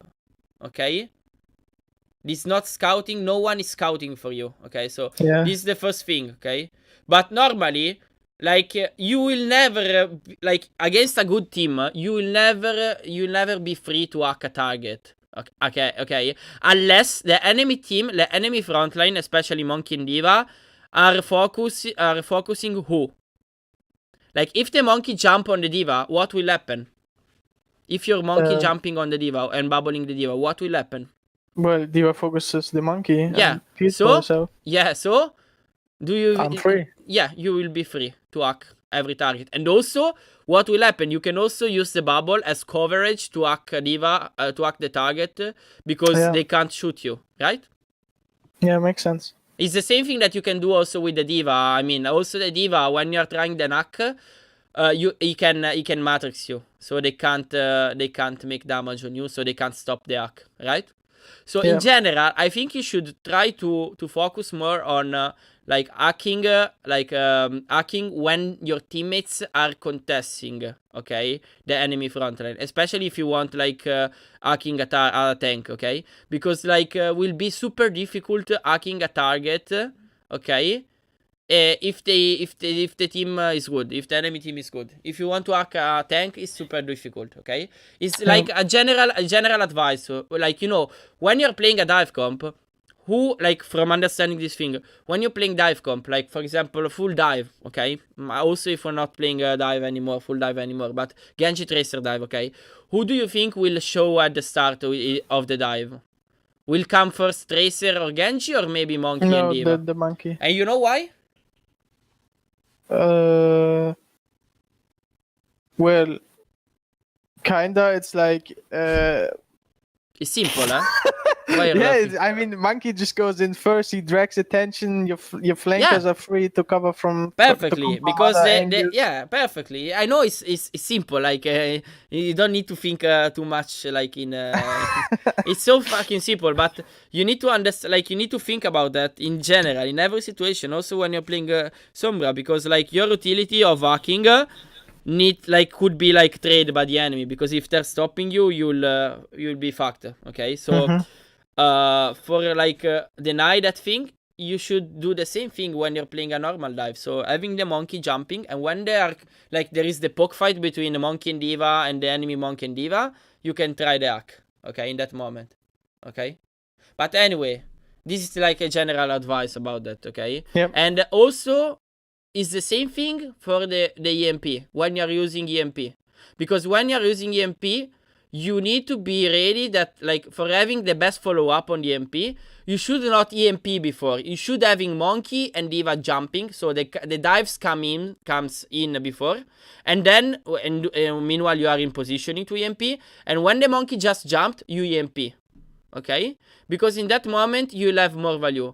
In the other situation, if you in the opposite, okay, if you EMP before and then comes the dive, what will happen? The enemy team will be ready. Maybe they will have more second to disengage. Okay, to be also if they don't have cooldown because you got the EMP on them, they will be more easy for them like to go back and disengage. So, but if you jump before, they can't disengage because they are just the dive has just started and the EMP just comes after the dive. You understand? Do you think Yeah, it makes sense or not? If Yeah, for you it's it not does. making sense, I will tell you. I will try to explain. Actually, there's one EMP in this round as well where I EMP before we engaged, and it wasn't really successful at all. Okay. In the other case, you did it well, like having monkey jumping and then EMP, or what? No, I meant that later in this clip there will also be a scenario Okay. where I EMP before we engaged, and the EMP didn't really have that much impact. Oh, okay. Perfect. So let's go forward. Comunque manca di qualcosa per Diva. So now you act the diva, as I told you. In this situation, since the diva can be follow up, you just need to focusing on building ultimate. Yeah, and you're building ultimate. What the fuck Kevin is doing here? Holy shit. Kevin, why the fuck Kevin is... Okay, Kevin is basically throwing because he think he can make the follow up on the diva, but he's getting the mech. Maybe it's my bad because I debated him to focus diva. I don't know. I don't know, like in this particular situation, as calling. Yeah, maybe you can say, okay, you can't. It's not only you can't say, okay, don't follow up on the diva. You can't follow up on the diva. They should be understanding. Everyone should understand that they can't follow up on the diva, especially because there is a fucking bubble here. How Kevin now is dying because he's inside the bubble. And you can't make the Discord. There is no Discord on the diva, I think, right now, because there is a bubble. Or there is Discord. No, there is no Discord. But basically you trade both diva mech. Okay. Wait. I don't see the point of going back here. Yeah, I agree. Because you need to see something. Do you have your healer alive? Do you have your Zenyatta that is actually the one that is should focus on you on healing you? Yes, you have it. The Zenyatta is in your sightline, right? Is here probably. If I'm not no, he's on the right. Okay, this is Ashi and Adnar. Is Ares and Adnar, best gay couple in Italy. Clip that. No. But anyway, yeah, Zenyatta is here, so he can heal you. So you don't need that to go back here to it's a pretty obvious mistake. Yeah, also because he put the Discord on you, so well, yeah, he got the Discord. So yeah, you know what? It's kinda it's a thing that you have to trust more your teammates. That's it. Like you know what you can do? Just try to trust more your teammates. Maybe you will die because you didn't recall in time because you trust too much on your teammates. But at least you are practicing the trusting, okay, on your teammates, okay. Maybe what you can do is asking before. When you see that someone is focusing you, just ask for Fatax the orb in that moment. Okay, just that. But just be more, you need to trust more your teammates, that's it. I know it's kinda difficult, I know. It's kinda the same thing that Ana should do, you know, for not wasting the grenade for herself. You should trust more the other support, so Mercy, Zenyatta, or Lucio and stuff like that. Yeah.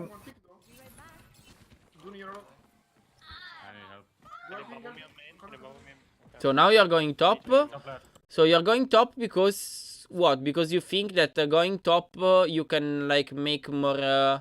Yeah, maybe going top is not that bad here because you can in this if they're sticking on Soldier and Anasil, you can basically now you can change the type of fight. So instead of being 5 versus 4 in that on the left high ground, you can trade with the Monkey, the Ana, and Soldier. Maybe kill someone. I don't know.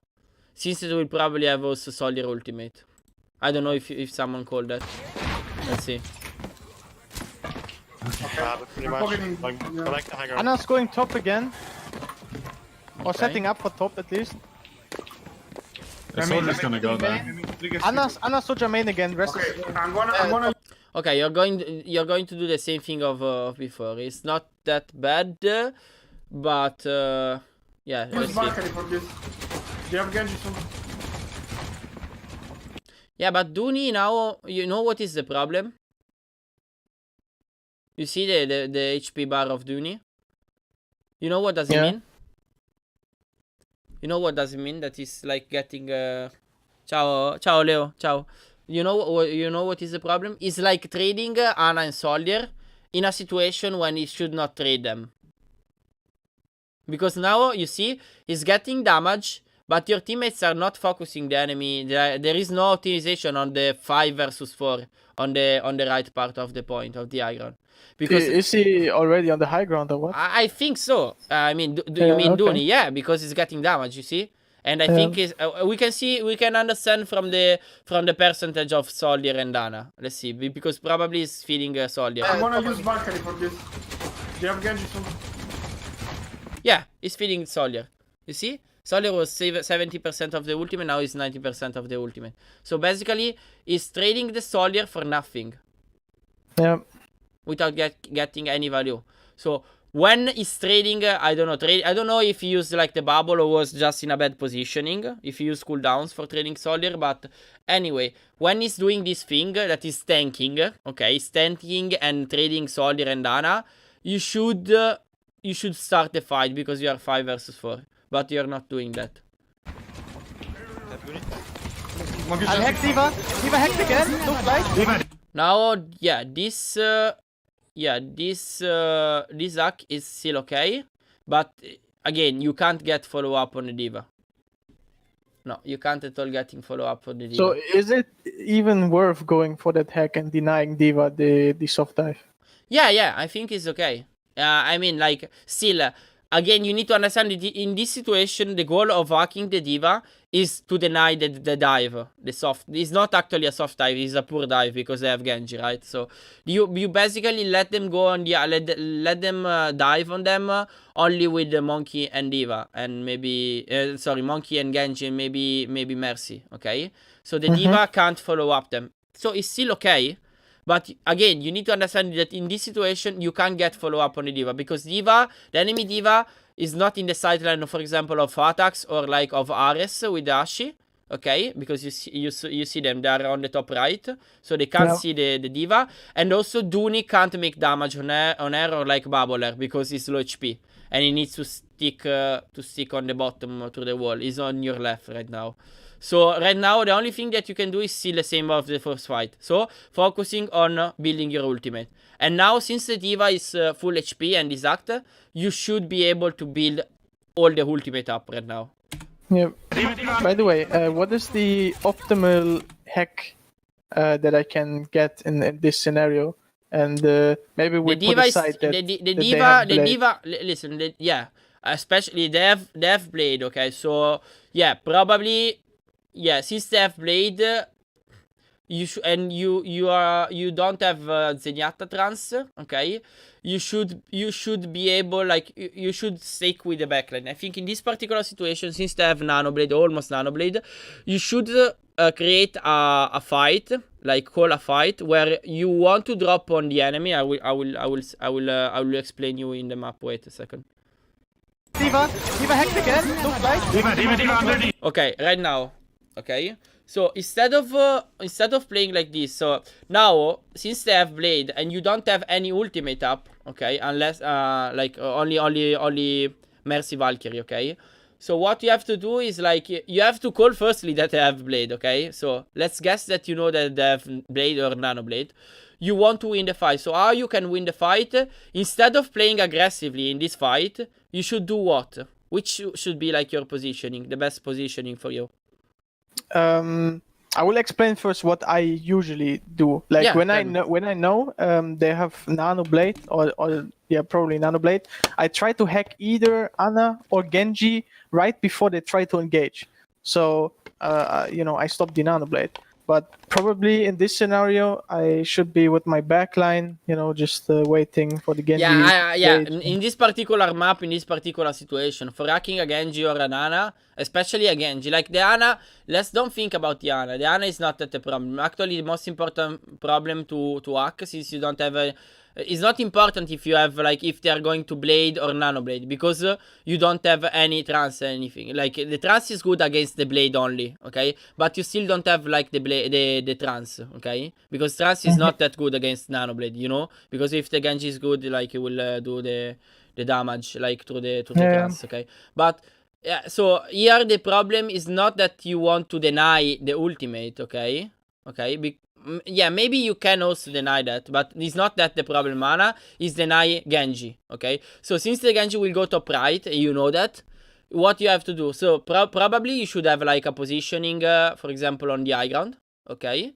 So standing in general, you want to stick with the backline, okay? So you are not going to play in their backline, but you want to stick with your backline, okay? Get ready to hack the Genji when you see the opportunity, or hacking the Genji also after the blade. Okay, if you can't hack the Genji before the blade, you can hack him during the blade. So basically, you're going to play the Sombra in a defensive way to counter your backline, to counter dive, basically. Okay? So in this particular situation, since they have blade, you need to think about that. Okay? I don't know, you say that you normally do this, okay? So I don't know why you didn't do that. Probably because you didn't realize that they have blade. Or what? Well, I don't know the exact reason, but probably we didn't expect to have blade, yeah. Okay.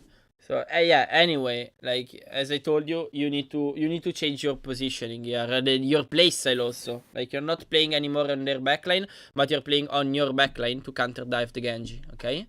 So since you still have like hacking the Genji, like the best thing should be like let them use the ultimate and hack the Genji, okay? So basically, next fight they will not like you win the fight without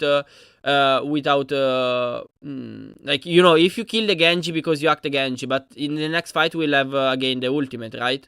So the best thing should be like let them use the ultimate and hack and counter dive the Genji, so hacking the Genji.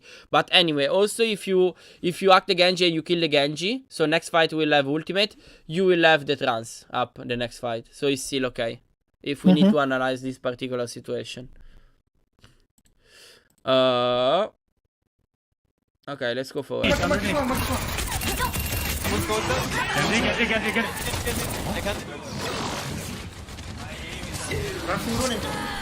Yeah, you see, basically, I think in this case, you could have win this fight. Like if you. Like in that next time you need to think more about the ultimate. Yeah, I think the problem is still like ult tracking and understanding how you have to play, for example, in this moment with Sombra, because like wasn't that difficult hacking the Genji and focus firing the Genji with the monkey. Also here Dooney, I don't know what Dooney is doing right now. I think he got dash, but wait, I wanna see, because right now also Dooney needs to be change his playstyle, not focusing again like Soldier and Dana on the top, but he should focus them to counter dive your backline and kill the Genji. You know, you just hack the Genji, you just discord the Genji, and the focus fire from the monkey and the others will kill the Genji in the blade. So it's not that difficult. And also like what can do Dooney? Wait a second, in this particular situation. I wanna go back a bit. Okay, for example, Dooney can use the bubble, like since the Genji will go on the backline on the car, okay? He can just counter dive, jumping to counter dive to the backline and putting a bubble right here, for example.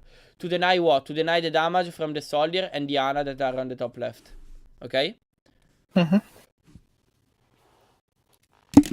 So let's go forward and see how you use this EMP. I almost got Primo. Don't go for anything, no. They have Visor. Okay, we can go in PD now. Genji, they will have Visor, they will have Mercy, they will have... Okay, please. Tell to fucking Adnar. I will tell him tomorrow. Okay. What? Oh, no, tell me. Since you are laughing, what I will tell him? Well, probably ult tracking. Not ult tracking. Another thing that is just said. Well, you can't fucking use. Yeah. Sorry. You're right. Yeah, he just said use EMP Diva Bomb. Yeah, I'm not a fan of that combo either. No, it's a good combo, but when? Well, probably only goats when they have Ryan. Yeah, if they have Reinhardt, if they have a Death Ball, if they have fucking Shield of Reinhardt, not if they're playing with a fucking monkey. Like here, the best scenario, yeah, since you have Sombra ultimate, the best scenario should be like using the EMP with a dive, and maybe during the dive you can use like D.Va, for example, can play more aggressively because he can use after the dive he can use the D.Va bomb, okay, to remake, for example, but not using it's fucking bad using EMP D.Va bomb against the monkey, against a dive. If they're not playing with Reinhardt, it's super useless. Because like you can win easily. How? Just bait resources. Just bait, for example, shift of monkey and D.Va and bubble of the monkey, and with just that you can win with you can get the picks with the D.Va bomb. So using EMP D.Va bomb is not good against this comp. Okay. Anyway, let's go forward. Yeah, we just tried. Okay, it's really important we reset together and we go as 6. I think Soldier's going high ground. Yeah, soldiers are ground as well, so we need to push the soldier before we engage. Monkey, Soldier, Mercy, high ground. Well, I don't know what happens there. D.Va's hiding on the right high ground. Yeah, they have monkey, soldier, Mercy, and Dio. I can hack D.Va maybe. So I don't know why the monkey and D.Va are going on the top. Like, I don't think like going from the top is the best thing to do. Like, the top will be easier. Since they're playing Soldier, Ana, it's easier for them to make damage on them. They should go from the bottom anyway. When they're retaking, right? You go from the bottom always. When you're retaking, you need to attack. Now you are the attackers, right? Because you need to retake. So you need to go from the bottom normally, especially with the tanks. On the right high ground, wait. Because on the bottom you can get less damage. Okay guys, I will hack D.Va here now. Yep, I agree. Nice. Nice. But there wasn't any follow-up from wait, I wanna see. Yeah, I love a lot these calls. Like, are super huge. It's something that I would like to see from every Sombra, every player that are playing Sombra, because it's good. Like, prepare your teammates to the follow-up on the target that you are hacking. It's super good. But the problem, I think, they are not. Your teammates are not understanding where is the D.Va actually. But you know what you have to do? You just call D.Va on my marker. You know. Your teammates will see where you are, so they will turn on the part where you are, you know, because it's just that you can call that. Yeah, D.Va on my marker will hack her. Okay, because now you can see, okay, D.Va on your right, maybe you can call that. That should be like the call. But like if you say just D.Va on my marker, they will know that they just see where you are. And because they can see you through the wall, of course, and they can follow up you. You know, you see, like I don't think they know where is the D.Va. Maybe they know, but they are still behind. Maybe also this hack is too much. Is too early. Maybe I don't know. Yeah, probably it's too early because your teammates are still too behind. I think like D.Va, Mercy are on the top behind. I don't see where is the Zenyatta. Get it. Is this hack still good because we get ult charge out of it and we force the D.Va away? No, not at all. Since you have the EMP, okay, hacking for ultra. I mean, I don't think if you feed someone, especially. I don't think you feed anyone of your team. The only one that was making damage on the D.Va was Dooney, right? And Dooney got the ultimate, so you didn't get anything from this hack actually. The only thing that you can, like, now you need to think that in this situation, since you have the EMP, you don't need to hack anyone to get the build of the ultimate, right? Because you just have EMP. So what you have to think is like hacking a target to kill the target, okay? To have the follow-up on the target. So right now, I think you should think more about, right now, okay, you should think more about think if your teammates can or not follow up your hack. Okay, because you're calling that, but you still, I think you should wait more. You should maybe ask to your teammates if they can follow up the damage on the D.Va or something like that. I don't know, or like realize that on your own. Okay, guys, I will. Yeah, that would probably be pretty smart. The hack here. What is the sense of the hack here? Just demaking the D.Va and push the enemy after you demak the D.Va because you get a pick, right? But Do you think you see your teammates in this frame? Do you see your teammates that can make follow-up on the D.Va? I don't know. I can't see them. I can only see Monkey and Mercy. Mercy on the top with D.Va, and I don't know where are the DPS right now. So where is Zenyatta and where is Ares with Ashi? So I don't know. In this particular situation, you should ask more if they are on positioning or if they can make damage, follow up the hack on the D.Va. No? You see? They can't at all. So Yeah. maybe do you think you can body block the D.Va right now? I don't know. I don't think with the squishes like this you can block the D.Va. Maybe yes. I don't know. I don't know actually, which is kind of sad. Yeah. Genji mini. Yeah. Pay attention for that. I saw that from the start when before going to act the D.Va. I saw that your translocator. Just keep watching where is your translocator because you can change your translocator, right? You can cancel the current translocator and put behind. So I think you should watch since the D.Va was there. You should pay attention about that, okay? Because this translocator was fucking risky, man. Okay, was fucking risky. Yeah. I can EMP point if you want. I'll EMP. Why the monkey is ulting? Why Dune is ulting right now? Wait. I can EMP point if you want. I'll EMP. Nah, I don't think he should ult right now. No, I don't know. He ult, but like using monkey ultimate and EMP is fucking bad. Yeah. It's fucking bad. Yeah. There is no target calling right now, I think. No, there is no focus fire. Soldier is dead. Oh, holy shit. This is so risky. Yeah, this translocator is bad, man. Because you are putting a translocator not behind you or not behind them, but next to them. Okay? You know what does it mean? Like, you can put a translocator on or on your backline, okay? On or on their backline. So you can understand that you can play around their backline, okay? Or around your backline. But not next to them. Now you have a translocator next to them. I thought this would be, I mean, since they're moving the payload and they won the fight, I thought this would be behind them in like a few seconds. Yeah, but it's not that, like you said, win. I don't see that they're winning actually. No one does. Like you killed Soldier and now rest, so you're 6 versus 6.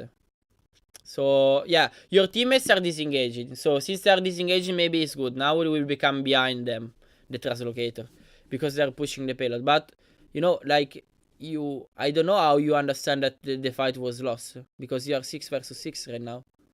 So I don't know. Like you waste 3 ultimate, by the way. You wait 3 ultimate and they use only 2 ultimate. So they have Nanoblade right now.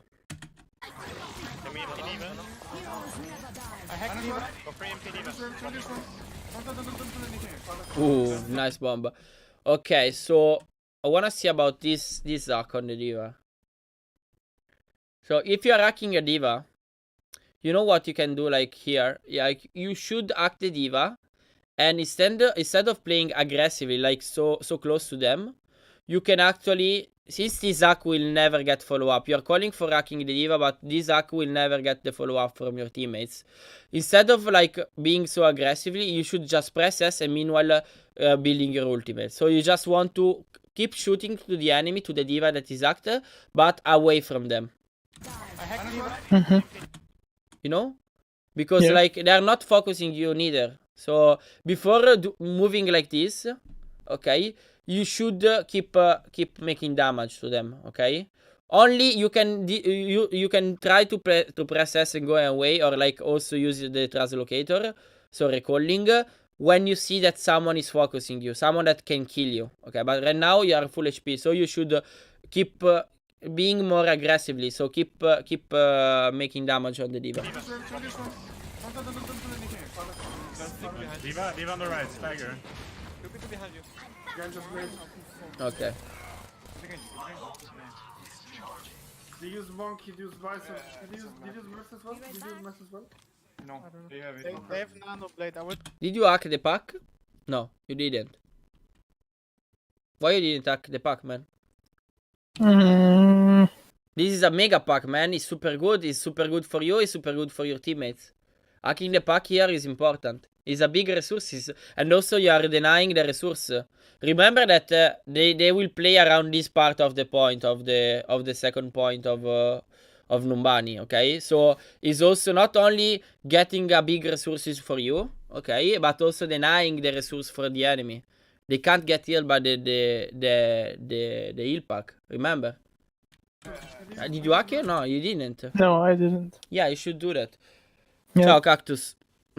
So, yeah. That is also, like, remember, like, when we're talking about resources, also the heal pack are resources, remember, man. It's not only resource for you, it's also, like, taking off resources from the enemy. They have it. Yeah, it's true. I will try to Genji or Anna. Push me. Okay, this movement was pretty risky, you know? You could get spotted by the soldier since he was shooting. Wait, keep on low. They're moving main right now. Try to hack the Genji actually, and we go hard on him. Yeah, carry. Why are you waiting?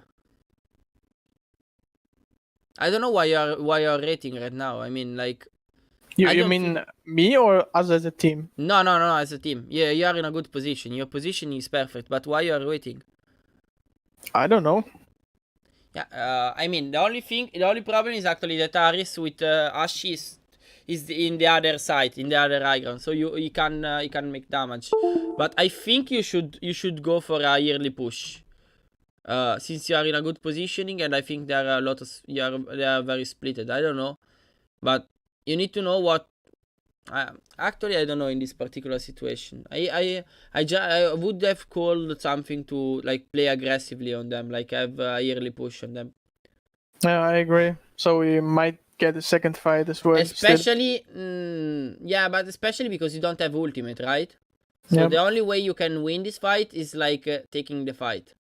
Like, try a yearly pick. You're not playing a GOTS, okay? So you can't say get a yearly a long fight, you know? When you are a GOTS and you don't have like ultimate, what you can do is, like, okay, just get a long fight so we can build ultimate. But now you're playing dive versus dive. How the fuck you can say long fight? The only thing that you can do here to win is getting a pick. So taking the aggression, because you don't have ultimate. And they will win, of course. They have all the ultimate to win. They will lose only Nano, but they will win. I don't know anyway why Fatax uses his ultimate. What the fuck? Why Fatax uses... Okay, never mind. I don't care. We're watching you. I don't want to watch Fatax.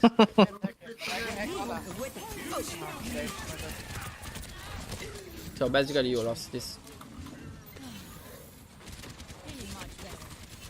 That's where I Yeah. tried to deny the Nano Blade by hacking Diana, but I was too late. Yeah. Do you think that's a good play, or should I stick to hacking the Genji nonetheless? I think you could, like, the best thing should be, like, having the aggression, like I said, in so a yearly fight, and hacking the Ana. You hack the Ana and you take the aggression on the Ana and you kill the Ana, and that's it. That could be a good scenario. No, the visor, he popped the visor later. The visor from Citron was later. Not later, before the trans. And anyway, you're not going to pop a visor, a trans for a visor at all. Monkey holding top. Unless he's a fucking good visor. Rest on payload. So that's high ground. I don't think you can touch here. Can't touch. Sim can touch. Yeah, but Okay, never mind. Like, after this, I want to swap it. Fine. You do not. Okay, just finish the time right now of your timestamp. No, not still. You're still playing Sombra. Okay, Yep. I wanna see the next CMP, then we can change. We have to meet them earlier. Just give me time to beat the back. Can we go on the not? Can you skip the Genji part and going for the Brigitte? I'm hacking right. Yeah, we can. Okay. So only because like I think okay, let's talk later. Let's see. Let's finish this. I hack Diva instead. Ooh, Reach one. I have range buff anyway. unlucky. Grab for grab. Oh, they took Bob. Nice. Very nice Bob from Ares. Do you think he put the Bob for you or what? Probably not. But it was good. Actually, it was fucking huge. I mean, others has peanut brain, so. Ooh, nice boop on the Reinhard. Yeah, unlucky. I did not die. Yeah, you're going top. That is actually good. It's better. And you have almost the Diva Bomb, so you can also set up for a sort of like building ultimate. Now the call from Adnar should be like keep building ultimate, and as soon as we get Sombra and Diva Bomb, we play around Sombra Diva Bomb EMP. EMP Diva Bomb. I hack Diva on point, no bomb. I can go for the bomb. It's pretty good. Try to hack Ryan. It's pretty good the situation right now. Look for hack on Ryan and never use a bomb. Okay. I can imp. Go whenever. I'll imp. Oh, he got shattered. But you MP? Okay, perfect. Perfect. Was pretty lucky. I mean, they didn't realize about the MP Diva Bomb, okay.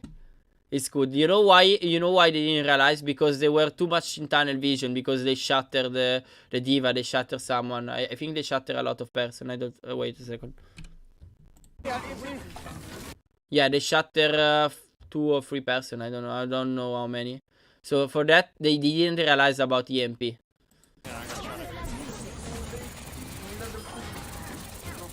But I was thinking about wait. Maybe you could EMP a bit later.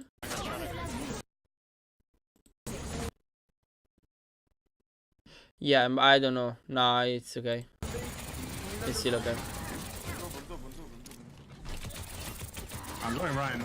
Yeah, it's okay what happened, man. But you know what? Next time, since you're playing with Diva and they swap to Goats, you know that you want to play around the Diva Bomb EMP. So just take care about EMP Diva Bomb. Don't you can't pretend every time that Adnar is calling everything, okay?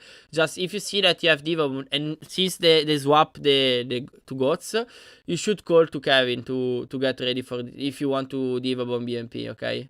Because now you can't listen to the calls, okay? But I am listening and like this was just luckily. Okay, like because he Diva bombing for when he was shattered and you EMP and they didn't realize that. Okay, but next time you want to stick on the call during the fight.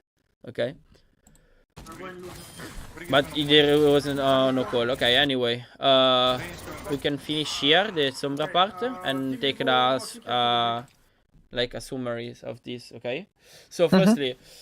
Okay, wait. About the positioning, about the thing that you want to hack after the enemy team are focusing the tanks, you understand. Okay, I think you are doing that anyway. Okay, maybe sometimes not, but I think with this comp with Ashi and Sombra comp, I think you're not taking any times you're taking the aggression. I don't know why. I didn't see any times taking the aggression with the monkey, and you should do that actually. Because you're not playing at all a counter dive, you know? You're not playing with... Maybe with Sol there could be a counter dive. But you're playing with... I don't know, like you should take the aggression here. You didn't take the aggression once. I don't know why. But anyway, when you're taking the aggression, you want to act the target, as I told you, when the enemy are focusing your tanks. Okay, so it will be easier for you. You can still have like the monkey or the bubble of your monkey to have a easier hack or like a Diva Matrix. And stuff like that. Same thing for the MP. When you're EMPing, you want to have the jump of the monkey before EMP. So you just basically stay behind them or like next to the enemy team. Okay. When you are in positioning, you just call that you are in positioning. Dooney will jump in, and in that moment you EMP. Okay, not before. Okay. Not before EMP and after monkey jumps. Same thing for the Diva Bomb, man.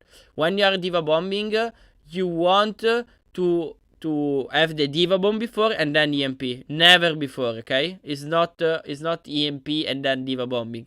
It's still for the same reason, you know, because if you are EMPing before, they will have some second to group or like go away to disengage. But if you are diva bombing, what they will do with Reinhardt? The Reinhardt will probably think, okay, I can shield the diva bomb, right?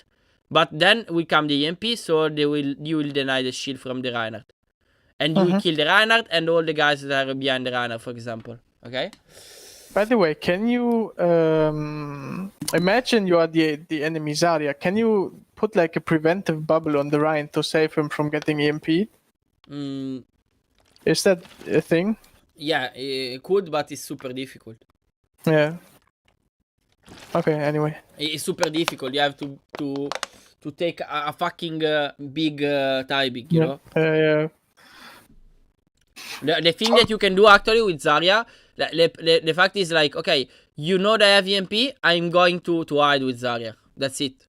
I'm going to hide, so I will be able to use to put the bubble on the rider when the bomb is exploding after the EMP. That's what you can do, like the safest thing that you can do as Zarya. Okay. Anyway, about positioning. One last question. Yeah, tell me. When the opposing team is a bit better and they spy check everything, you know, the diva spamming all the common angles and shit, especially on a King of the Hill map where you usually have like 3 ways, you know, you have mid, left, and right. How do I, like, when the diva is really good at spy checking, how do I basically, let's say we lost the fight, how do I like get behind them? Should I even go and try to get behind them? Or should I let my team push out a bit and... Yeah, you just answered to the question. You can actually or take the longest way, okay, to deny the spotting of the diva or the scouting of the diva, or you can just let your teammates take the aggression, okay, or like it's the same thing of when you're hacking, right? If your teammates are going out from the choke, in that moment the enemy team will be focused on that. And maybe also the diva in that moment will start to focus on that. Maybe the diva will start on spotting every angle. And then when the diva will see like your monkey or like your tanks going from away, from a choke, you can in that moment you will see the diva is not spamming anymore. Or you know there is another thing that you can do, okay? If you want to go out from the same choke of your teammates, so basically you want to go out from the front line, you know what you can do to deny the damage longest spot? How you can Diva Matrix, Diva Matrix, right? You can see that from contenders over a League player doing that when I'm going out from the choke. You can just I think Matrix that's probably the best way. Depend from where you want to go. Like if you want to go from the same choke of your teammates, or like if you want to go from another choke. Depend. It's still depending on the situation. But yes, those are all the situation, and those are all the solution for that. For deny the scouting of the enemy diva on the Sombra. Ciao Sins, hello Sins. Okay. So about that, yeah. The thing is anyway, about the hacking, okay. Wait. Oh, my tablet. Wait a second.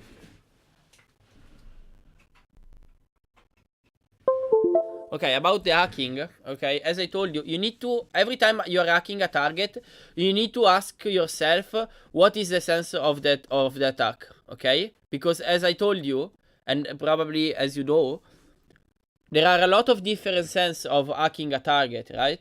You can hack a target for killing the target. You can hack a target to, for example, a tank. For what? For building ultimate. So, for example, if you want to build ultimate, you will hack a squishes or a tank? Of course, you will hack a tank. For example, a diva, right? So, if in that moment the hack, like the sense of the hack is like building ultimate, so you hack a tank, okay? And you don't care about the follow up on that target, because basically you are hacking the target to deny the target to make damage and building ultimate, like you did twice against the diva, okay? So that target, that attack is good because you are hacking the diva when it's trying to shift to cover the monkey and the Genji when they are shifting, and you are building your ultimate. But you need to say in that moment, so now we can understand something. We can say in that moment that you don't want the follow-up on the D.Va. Because, for example, in the first fight, you remember, or the second, we bait Kevin to go on the D.Va, and he dies for that, okay? But in that moment, it wasn't necessary to follow up the D.Va. Because in that moment, that wasn't the goal. Like, killing the D.Va when he got hacked. The goal was actually deny the D.Va to dive, and... using the hack on the D.Va to build your ultimate, okay? So you need to think more about what the sense of the hack, okay? Like if you want to hack a target, for what? For which reason, okay? Because there are a lot of different reasons for that, for the hack. Remember that, like if you have the EMP, you know the hack is only for what? For killing the target that you hack. So not especially, like 100%, if you have EMP, you can't hack a target that will not get killed by your teammates. So you need to be sure that your teammates are in the sideline or like next to the target that you're going to hack. Okay, that's for sure. Because hacking a target and you don't have you have the ultimate up, it's kind of useless unless you build ultimate of your teammates. But for building ultimate of your teammates, of course they have to be in the sideline for making damage on the target. So we are going back to the start. Okay, so yeah, tell me, is it worth hacking like the front line, either a D.Va, Monkey, or Rhino, something like that, in order to, you know, they have to give up space if they're hacked, right? Yeah, it's good. So that's also worth going for. Yeah, in that is a target. We can describe two type of hack. Okay, a type of hack that let you kill the target because like your teammates are in the positioning to follow up the target. Like for example, also bubbling the target, discording the target, and stuff like that. Because remember, when you're hacking a target, the best thing should be bubbling the target. Okay, and having the discord name. But that is the first type of hacking. The other type of hacking is like to deny the CDs of the target. So for example the job of the target. For example, you hack the D.Va for deny the dive of the D.Vas to follow up his teammates, the Monkey and the Genji, and meanwhile of course you get space, and like the D.Va couldn't get space, and you build your ultimate. In the same way, you say, okay, let's hack for example a Reinhardt, because you are, for example, the Reinhardt is pushing from a choke and you are in the high ground above him. Okay, you can actually hack him, and then you can take the aggression on them, of course. Okay, because you have space, they don't have space since the Reinhardt is hacked. Right, because he doesn't have like the shit. So this is like a type of hack that we describe like the same of the D.Va when you hack the D.Va, because basically you're hacking the target to deny space in that situation, or like to deny his work. That is actually the work of Reinhardt is getting space. So basically it's the same thing, right? So there are two type of we can describe, and at the end we can describe two type of hack, and these are the two type of hack. Okay, remember that is the first type of hack is for when you're building ultimate. Well, when you just not building ultimate, sorry, when you got the ultimate up. If you got the ultimate up, you don't need to do that type of hack. Okay, you want to have a type of hack that let you kill the target. So your teammates need to be in the position to follow up the target that you hacked. Okay. Yeah. Sorry if I'm repeating the thing again, but.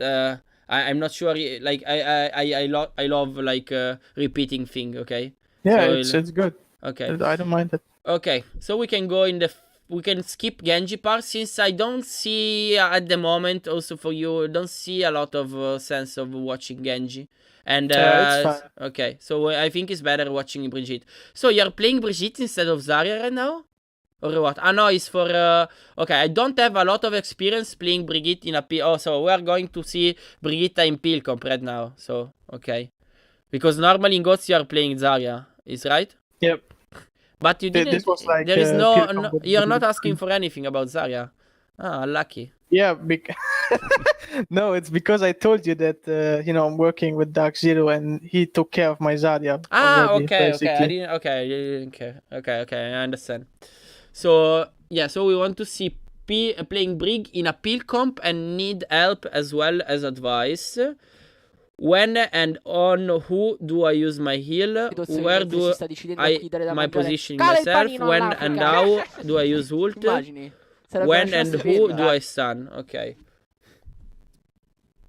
So are you going to play Brigitte? Where? Let's see. Thanks for the follow, by the way. Who follow me? Since again? Yes, of course, since of course. Okay, so you're going to play. Okay, Pilcom because they're playing. Okay, what the fuck? They're playing full dive. What? This VOD is like 3 weeks ago or something. 3 weeks ago. Okay. Yeah. Before vacation. Teraz Enrico 3 still have speedy. Okay, firstly. Oh, they're swapping right now. They're going with Zarya. What the fuck? I'm going at bottom now. This one to Come Zarya. here. Come bottom. Come. Boys, we have to abuse the pick off on the Okay, listen, since they're not like actually now the pill comp is not that good anymore, I think. You should not stick with the pill comp. You should go floats probably.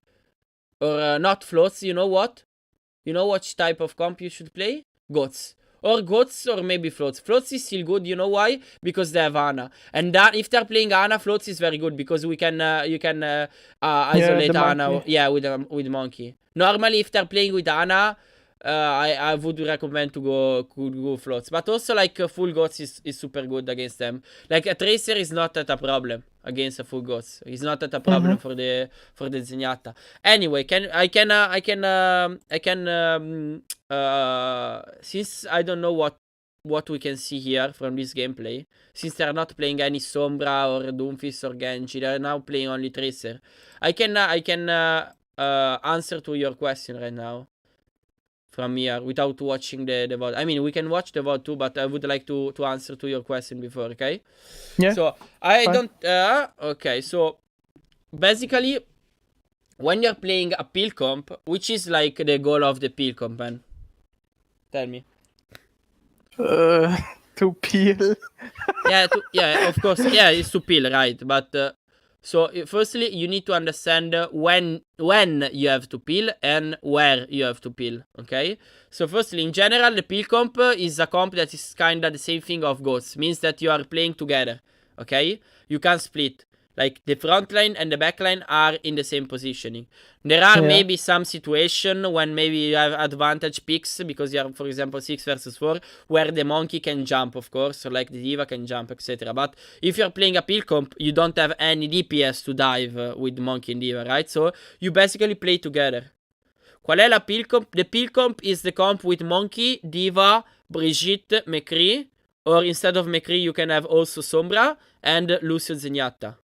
Okay, and so what you have to do is playing together, okay, and like for the most of the part, since you are playing a pill comp, is because which is the reason for you to play a pill comp, man? Because they're playing flankers, right? They're playing a full dive, Tracer Sombra, Sombra Doomfist, Sombra Genji, stuff like that, right? In that moment, you want to play the pill comp, okay? So basically, in any case, like I can just start to answer to your question. When and on do I use my heal? Of course, you can know from on which target you use your heal.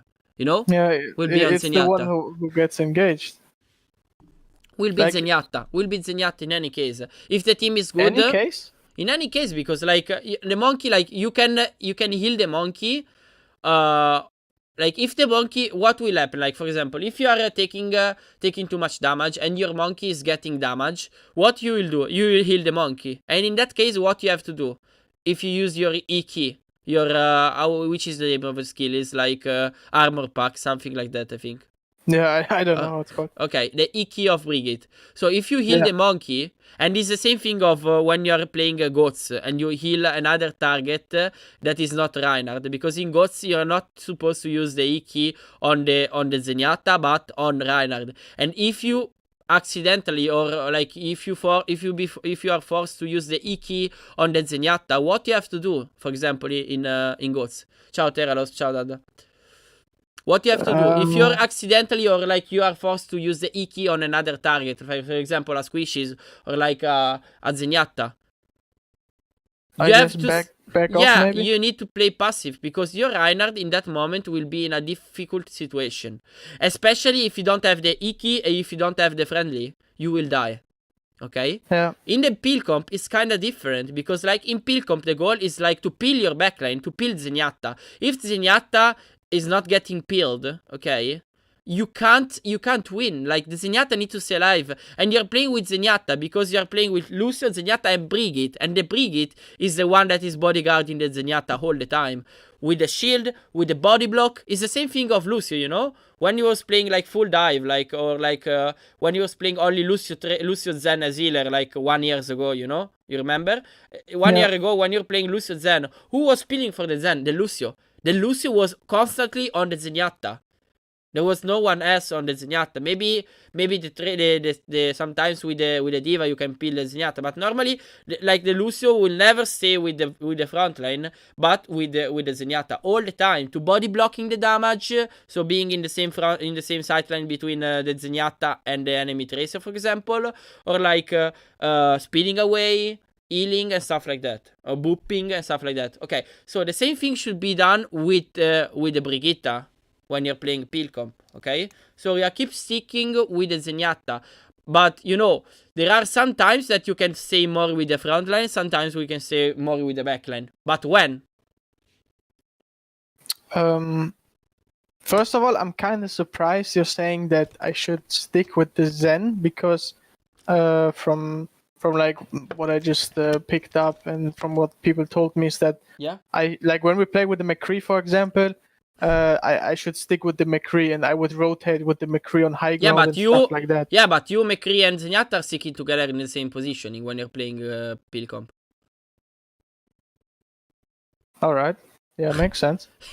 In the peel comp, man, in the peel comp, you, like, as I told you, you're playing like a death ball. You're playing together. You're playing around Monkey, Diva, and like in the backline there will be the others. Brigitta, Zenyatta, Soldier, and Lucio. That's how it works, the peel comp. You're sticking together. So basically, the only problem is actually, yeah, you're right. I mean, like, Brigitta is the one that is kinda jolly. Okay, it's like a diva. Means that sometimes Brigitta need to play more with the tanks. Sometimes need to play more with the backline. Okay. So the question is, the backline is like, man, the backline is Lucio, Zenyatta, McCree, and stop it. Okay, and Brigitta when you need it. Okay, so this is the backline. Zenyatta and McCree are playing in the same positioning, right? Because both DPS, both squishies are doing the same work from the same positioning. So if there is an high ground, they use the high ground if it's a good high ground. If they're like they have a good sight line, both McCree and McCree need to have the same sight line right now. It's not like having Crossfire. We're not talking about Crossfire, you know? Because if Zenyatta and McCree are not sticking together, what the fuck are you playing? Why the fuck you're playing peel comp? Like, peel comp means that everyone are helping each other. And for helping each other, you need to stick together. You know? Yeah. Do you think it's a good, is logical what I'm saying? Like, the peel comp is, the logic of peel comp, the win condition for peel comp is sticking together. If you start splitting, you can start stopping playing peel comp, okay? And yes, the problem, what you ask me is like how I can understand of when I have to use my heal, or like also positioning. You say, where do I have position myself? Okay, depend on what you see from what the enemy team is doing. Okay, you need to see if the enemy team is doing like is poking with the DPS, also with the flanker is poking the tanks. So if there is like pressure on the tanks directly to the tanks, so in that moment you want to stick with the tanks, more with the tanks to help them. Okay. But if they're playing, if in the opposite, if they want to dive, okay, so if you see that they're setupping for a dive, you want to stick, we start with the Zenyatta and McCree, so in the backline, okay? So in that moment, Monkey and Diva, what will do? They're just getting a bit of space for you, okay? Because, you know, especially if you are in a close choke, okay? Which is the problem? If you have to attack, so you need to commit, okay? You are not defending. You need to commit. Which is the problem for you with a peel comp? If you are in a choke. We actually tried the peel combo on Hanamura attack. And Yeah. we always failed. 'cause You it's know super why? shit. You know why? That is well, a fucking what I was thinking about. You know why is bad? Like the peel combo with McCree and Zenyatta. Let's go on Anamura. Wait, I'm getting Anamura from Manzo. Yeah. I mean, what comes to my mind right now is that you have to go through this tiny ass choke and Yeah. Yeah, I'm scouting. And what is the problem for that? Okay, I can survive the Sombra. They playing Sombra, Doomfist? they can concentrate all the damage into that choke and Wait, I will. we have no sustain. I will tell you. It's not about that. Yeah, they're going Okay. bring it. Okay, we can see from here, okay? So you're attacking with a peel comp, right? So if you start attacking with a peel comp, means that you know that the enemy team will play a Sombra dive comp, okay? But yeah, and also like peel comp like with the McCree is good against also Sombra Farah, right? The Sombra Farah is getting countered by the peel comp, or like also you can play floats, but I think should be with Moira, not with Zenyatta. Okay, if they're playing Sombra Farah. But anyway, what is the problem of playing peel comp if you are attacking? So you need to commit. What is the problem here? Do you think it's good? Do you think it's good fighting in this choke? Not really, Why? because we have no sideline. Yeah, perfect. That's the point. That's why you couldn't win in any time. You know what you have to do? You can do if you want to play peel comp, you can do two things. Or swapping the McCree to get what? Sombra. Okay. That actually the Sombra peel comp was good against who? Against Doomfist. Against Doomfist dive comp. But since now Doomfist is shit, no one is playing Doomfist anymore, from what I saw. Okay. Yep. I don't think like I don't know, like one time everyone were playing Sombra in attack, because with Sombra, what you do with Sombra in peel comp, you are not playing to dive, you're playing with the backline, wait them to commit on you, and when they're committing you try the hack, okay? Yep. The same thing should be done with the McCree, okay? But the problem is actually, do you think the enemy team will commit on you since they are defending? Well, depends, but they definitely don't need to. They don't That's need for to sure. commit. They will commit only when they're sure that can win the committing, okay? And for that, what they need? They need, for example, the purple. If they're playing with Ana, if the purple hits someone, they will commit, okay? But normally, if you are defending, you don't need to commit. So they will never commit. So since you, with the peel comp, you need to wait them to commit. But if they're not committing because they don't need to commit, how you can win? You understand what my question, right? Kind of. Okay, so your let's talk about the win condition, okay? About your comp. Your comp, when you're playing peel comp, you need to wait them for push, yes. When you're playing peel comp, your goal is like is if you're playing peel comp is because the enemy team are playing dive comp, right? With flankers, not dive in general, like dive comp with flankers, okay? So Yeah. how you play with peel comp, you wait them to commit on you, and when they're committing, you can burst damage the guys that are committing, okay? But if you are attacking and they are defending, they will never commit on you, okay? So you need to force them to become the attackers, okay? And you become the defenders. And how you can do that? By the objective. Like Not if the- you No, it's not only about the objective. Think something. It's not only about the objective. It's about what? Space, positioning, choke. Depending on the choke, so rotation is good. So firstly, and also about that, about the part of committing, there is another thing that is actually what you said from the start. The part that is missing sightline for you, no, for McCree that is playing, probably is playing Ares, and Fatax with the Zenyatta. Okay, so if, for example, if you don't have space for a side, you don't have sightline for McCree and Zenyatta, and the enemy team will never commit, because if they're committing, basically what they will do what you want, because you wait them for committing. So what you have to think is like how I can force the enemy team to commit on me. So firstly, do I need to ask myself, do I need to stay in the choke? If I keep staying in the choke, they will commit on us. That is actually what we want. No, they will not do that. So first, my advice should be or changing cop, of course, in this particular map, in attack, or what? What you can do? Rotate. Rotate. So firstly, and use the map. yeah, firstly, you don't want to keep the fight here. You don't want to force the fight here in the choke, because that choke is only you will never pass that choke. Like if you are committing there, if you are using resources for fighting there, okay? In the opposite, you should use resources for what? For going in the right and get positioning on the right. So, rotation.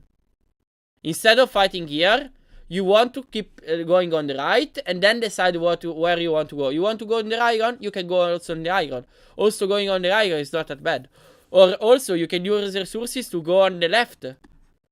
It's not that bad too. I saw a lot of person using resources with the Pilcom going on the left and try to get the platform. Instead, if you keep standing on the choke and the enemy team no need to commit and you want to let them, you want that they will commit on you because it's the goal of your peak of the Pilcom, you will never win.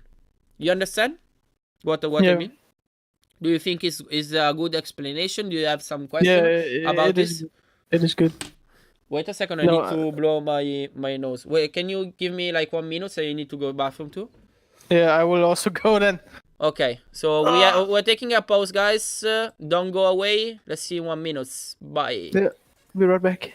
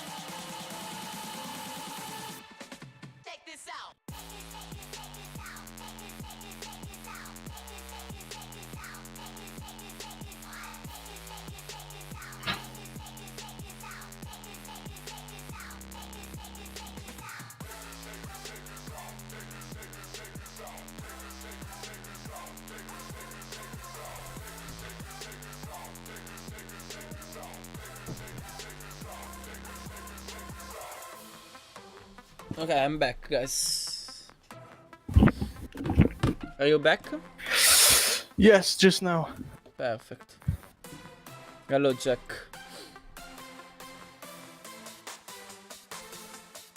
Okay. So what we are talking about? Okay, we're talking about the committing, right? So, okay. After that, so you understand why you can't win at all unless the enemy team will commit on you. So will pass the choke, but it's bad for them. You will never win again, like in Anamura here with that comp. Yeah. Okay.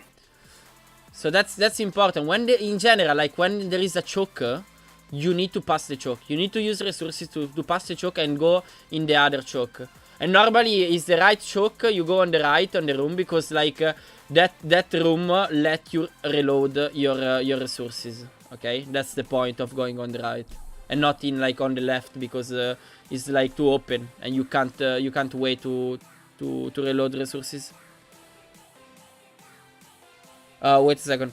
Cosa si intende esattamente per sightline? Not sideline, sightline, così è scritto. Sono le sightline, sono... Sorry, I'm explaining in Italian sightline, ok? Because someone don't know about sightline. The sightlines sono le linee di visione, le linee che ti permettono di vedere quello che sta succedendo. Quindi sono delle linee rette che ti fanno capire se tu puoi o meno vedere quello che succede e anche fare il tuo lavoro. Quindi fare danno col McCree, con il Soldier, con la Zenyatta, con l'Ana, eccetera. Ok? Si chiamano sightline o loss, è il diminutivo che sta per l'opposto, ovvero lines of sight. Okay.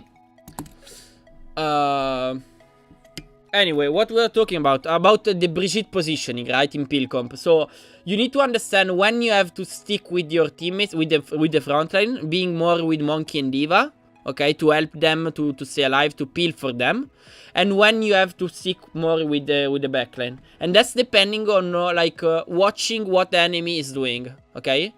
So if you see that the enemy are poking too much to your front line, and your goal is like taking more space with your front line, okay, for the McCree and Zenyatta, for the side of McCree and Zenyatta, or you see that they are going to like to dive you, okay, to dive the backline, because you see like I don't know, you're looking for the positioning of the enemy Sombra or like Genji or Doomfist and stuff like that.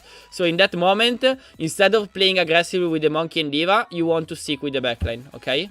But in general, the peeling is on the Zenyatta or the McCree, of course. I say the Zenyatta, but of course could be also on McCree, depending on which target the enemy team is going to dive. Yeah. Okay? Shouldn't be like a rule of thumb, generally be like wherever the enemy is gonna hit, that's where I will be basically. So if we, for example, play yeah, exactly. You say that versus Pilcomp, yeah, I'm obviously going to be in the front line because they have no one diving us. Of course. And like you see, like for example, the Peel versus Pilcomp, Pilcomp versus Pilcomp is a comp that every contenders teams and also like tier 3 teams, but not now because the open division there is not that map. But in the well of Ilios, you are going to play Pilcomp. Maybe it's Pilcomp with Orisa still, but it's still a Pilcomp. And in that moment, what you do with the front line, like the front line with Orisa, Diva, and Brigitta, will keep pushing and let the enemy rotate. Okay, and how you can win that is like who is the team that is rotating better. Okay, that is the key to win.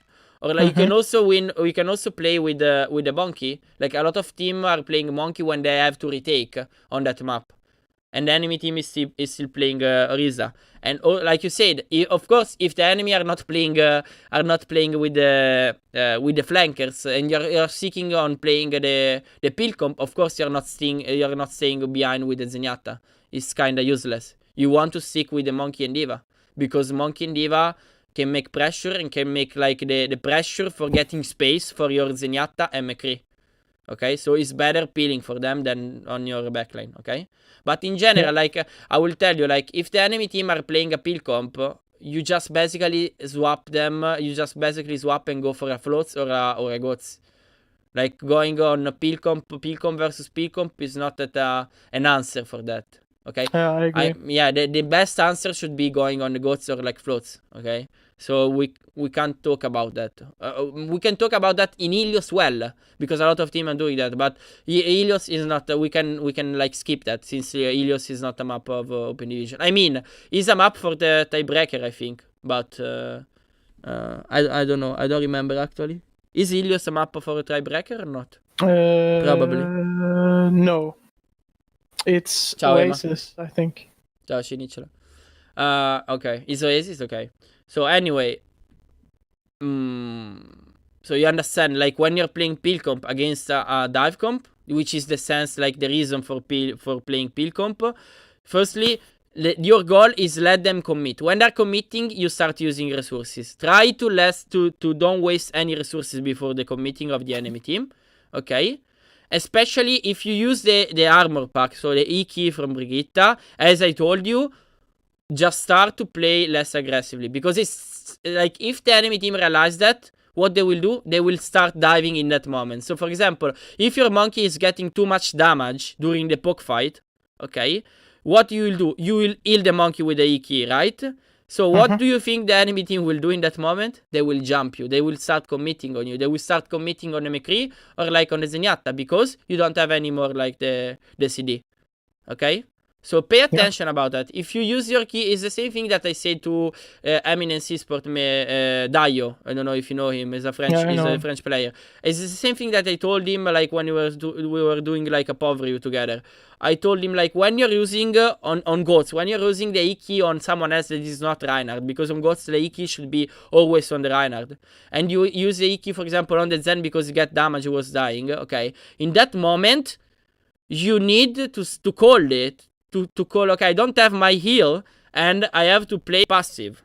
You have to play passive, also, especially with Reinhardt, because you don't have any more your healing. Okay? And the healing is the key for taking the aggression with the front line. In the opposite with the Brigitte, with the pill comp, you don't want to use the E key on the monkey or the diva, because if they're taking damage, you don't care. I mean, no, you care, but if they're taking damage not when when the enemy is committing, it's their fault, not your fault.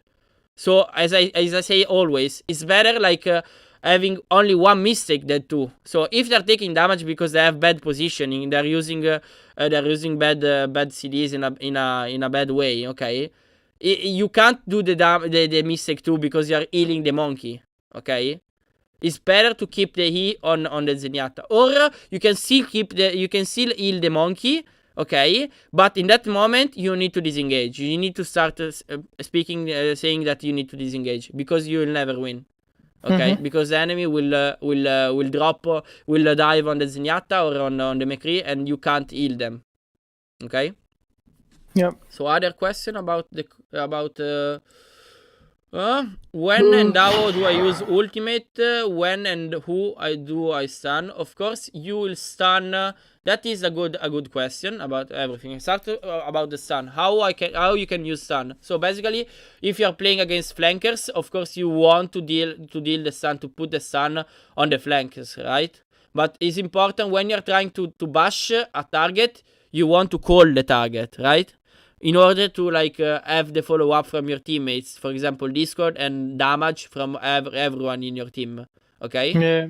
It's the same thing. I also try to give them like a warning that I'm gonna try to stun the Tracer in like a second or something. Yeah, perfect. That is perfect. And apart that, when you're bashing, you can also not bashing the flankers, but you can bash the tanks, for example. But when you bash the tanks, in which situation you want to be, like, which is the best situation for bashing a monkey or a diva? Ciao Mark, ciao Luke. Oh, thanks Ivo. Thanks for the sub. Well, best situation, I guess, when he used his cooldown, and yeah. In the same moment when they're using the shift, for example, when you see the monkey trying to jump, you can try to hit the monkey with the bash and stop the jump. So basically what you're doing, you are trading CDs. You're using your CD to trade ECD. So it's fucking huge. This is like the best scenario. Also with the diva is happening a lot of time. You are not supposed to bash the diva if the diva still have like his shift. You want to bash the diva when it's shifting. I know it's not easy, but it's the best thing that you can do, okay? Because you are trading the CD, okay? What is the sense of bashing a diva with like if he's standing here? Nothing. I mean, with the diva maybe it's not. No, let's talk about the monkey. With the monkey is kind of useless bashing the monkey, okay? But with the diva, for example, is good. Is like better because you can what when you're bashing the diva.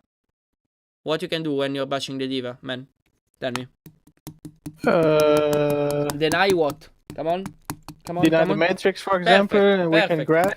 Yeah, you can grab, okay, but in general, like, if you bash the monkey, you can damage the monkey anyway without the bash, okay? Yeah. But if you're bashing the diva, you can bash the diva and you can bash damage the diva because he can't in that moment when you're bashing the diva. He's stunned.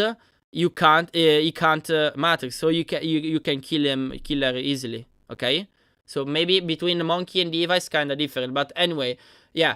In general, you want to trade the cooldown. Okay. But bashing the diva is good if you follow up her when you get stunned because he can't matrix at all. So you can bash damage the diva.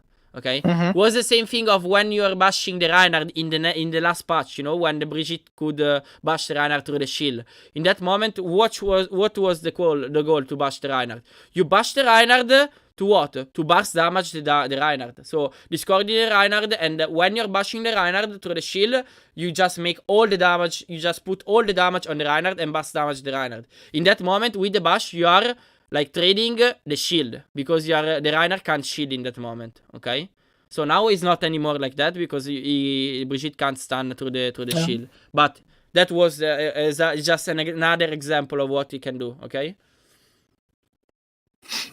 Hello, Archangel. You like Jin, coach? Okay. Okay. So that is. You have another question about this, like bash in general, or? No, I don't think so. Well, maybe if we tell me. If we imagine they have like an old dive, you know, with Tracer, Genji, and Monkey, and we have peel comp, and we imagine that obviously Monkey will jump us and Tracer and Genji are going to flank us from two different angles. What would be the optimal stun target? Should I prefer like the Monkey or a flanker? No, the flanker, absolutely, the flanker. Don't care about the monkey. The monkey is not the problem. The monkey is getting deal by is dealing with your monkey. Okay, because you're playing peel comp. So basically, when they're playing on you, okay, you're all together. So your monkey will deal with your monkey, with the enemy monkey, and you want to deal with the flanker. Okay, you want you are there with the McCree to have two type of stun to stun and deal with the flankers, not with the monkey or the diva. Okay, unless you can with that stun you can kill the monkey because maybe the monkey just jump low HP but anyway you don't want to stun a monkey if it just jump, right? Because a monkey, as I told you, if the monkey just jump, you don't need to bubble him, you don't need to bash him because he's kind of useless. Maybe it's good bashing a diva that is just shifted, or like bashing a diva of course that is shifting. But because you can, when you're bashing her, you can deny the matrix, but not with the monkey. The monkey is kind of useless. It's super useless bashing the monkey. Unless you can trade the CD, as I told you. Okay? Let's go for the last question. The last question was about the rally, right? Yep. But in peel comp, right? Or in general? I guess we can also do in goats. Okay. So in peel comp, you want to use that as more resources to play, for example, to play more aggressively. Like he's also in Ghost is the same thing. But in that moment, the enemy team would be like much difficult for them to dive on you, right? Because you have more armor, you have more sustain. Especially if you just start to use rally, since the Brigitte can like move faster and also like his winging is faster, right? So in that moment, the enemy team will never face you. So it could be like a ultimate to, for example, to have a good rotation because they will never face you. For example, you can pass the choke of Anamura, like I told you at the start, using only the rally, because in that moment the enemy team will never contest you. So you can also just pass this choke without using any cooldown, only rally to go out. Because the enemy, if he's not stupid, they will never commit on you, never. Yep. Okay, because you are on rally. And yes, you can use rally. I don't think using rally when they're diving is good because, like, of course, the armor is growing up, so you can still die. I think it's good having the rally, all the armor up when they start to dive. Okay, so it's better using the rally before than during the dive or after they just dive. So generally, well, back in the days, you kind of used rally before a fight happened, so you already have all the armor. But then people figured out that it might be better to use a mid fight so the armor regenerates, right? So I guess would the perfect scenario be that I start rallying like 2 seconds before the fight is gonna start? Yeah, it's okay. So we already have a bit of armor, but it still regenerates. Yeah, and you can still like swing faster with the Brigitte. So yeah. In the goats, you can use the Brigitte also like to commit in something, like to commit on a ultimate. Okay, to combo that ultimate, like to combo your rally with another attacking, like another offensive ultimate. Like for example, you just shatter someone, you can use the rally.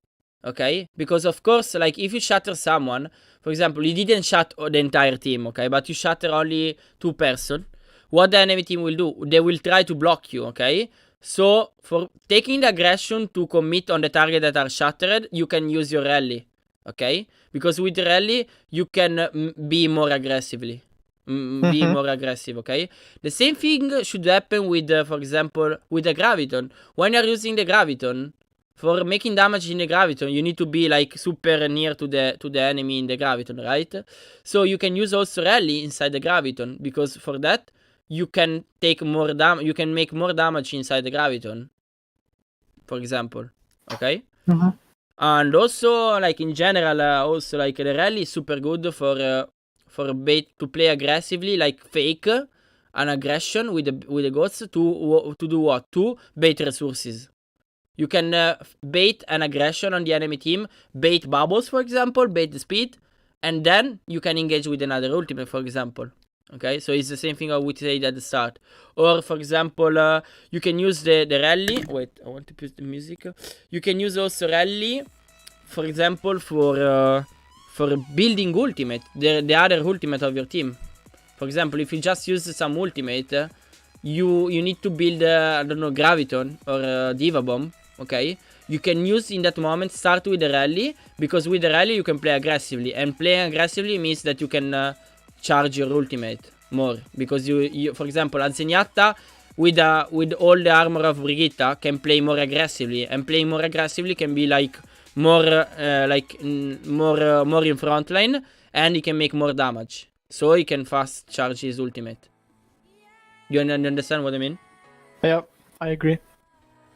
So those are like, I think I'm finished. I don't know if you have some question. That was a long ass session. Oh, a long session. Yeah, I know it was a long session, but I think it was a good session. Yeah, it was good. I don't think I have any questions left. Okay, so yeah, I think. I mean, we had almost like, well, almost 3 hours. Holy shit! Yeah. It's Wait, okay. actually, wait. Dentro tutti i bicchieri, Oh. piani frugano le sacche miei. Thank you, man. It's the least I can do for you. It's okay. It's okay. I hope I can, with this session, you can put something on the team and also on your play style, and growing up, like get the feedback that I gave you, and like use that in the scrim in the open division matches. Yeah, I definitely learned a lot, and I will tell my team to watch this, but it's so long they're probably not gonna. No, I don't think watch so. Everything. I don't think so. You know what? When I will go, I will go in Bergamo like tomorrow, probably. If I'm going. What do you mean if you're going? You don't know yet? I still need to figure out if they're giving. If I will go to sleep with Adnar, and we don't know where. Probably. Oh, don't do it. Don't sleep with Adnar. We will do a lot of photo if you want, Nick. But anyway, like I still don't know if we are going to they will took us like an apartment or an hotel, or like we are going to the villa with the Samsung monitors. I still don't know. Anyway, like maybe we can do something very very interesting. Me, Adnar, and Darius together. Like maybe a night together. We can smoke joints, drink beers, and watching the VOD review. No, I don't think they will never. They will never say. Yes. You need to take some pictures and videos. Yeah, we definitely did.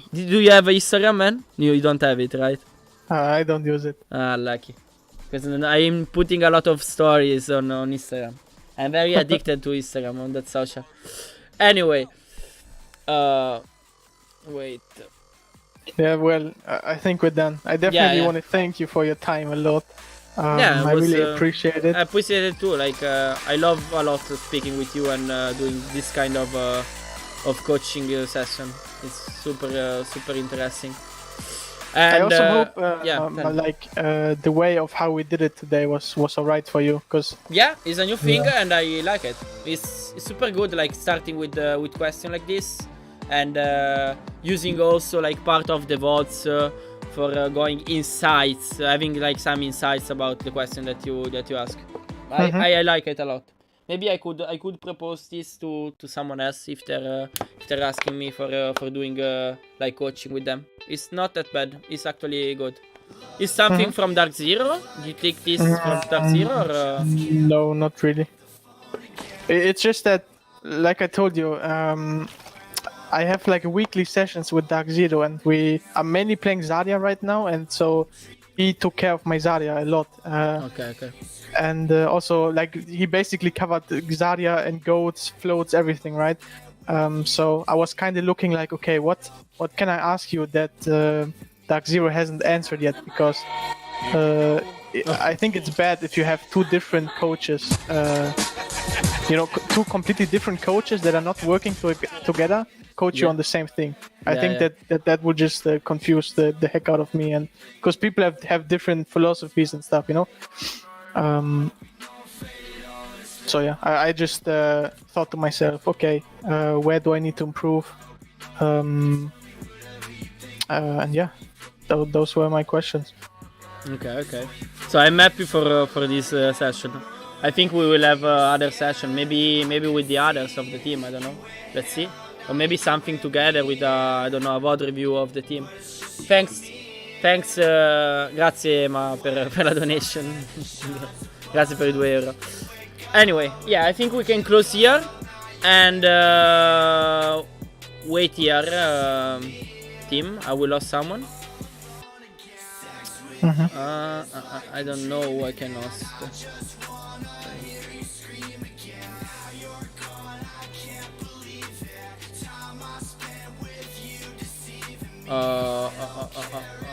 Okay, I will lost this. Okay, I will lost Il Tony. Okay, it's okay. Okay, guys, thanks for following me. We will see probably in the next days from eSport Palace from Bergamo. Ci vedremo nei prossimi giorni probabilmente dal Palace, farò probabilmente delle live se ho tempo, e mi vedrete appunto in live streaming come analyst per i contenders dove giocheranno appunto i Samsung, va bene? Quindi ci vediamo nei prossimi giorni. Ciao a tutti ragazzi.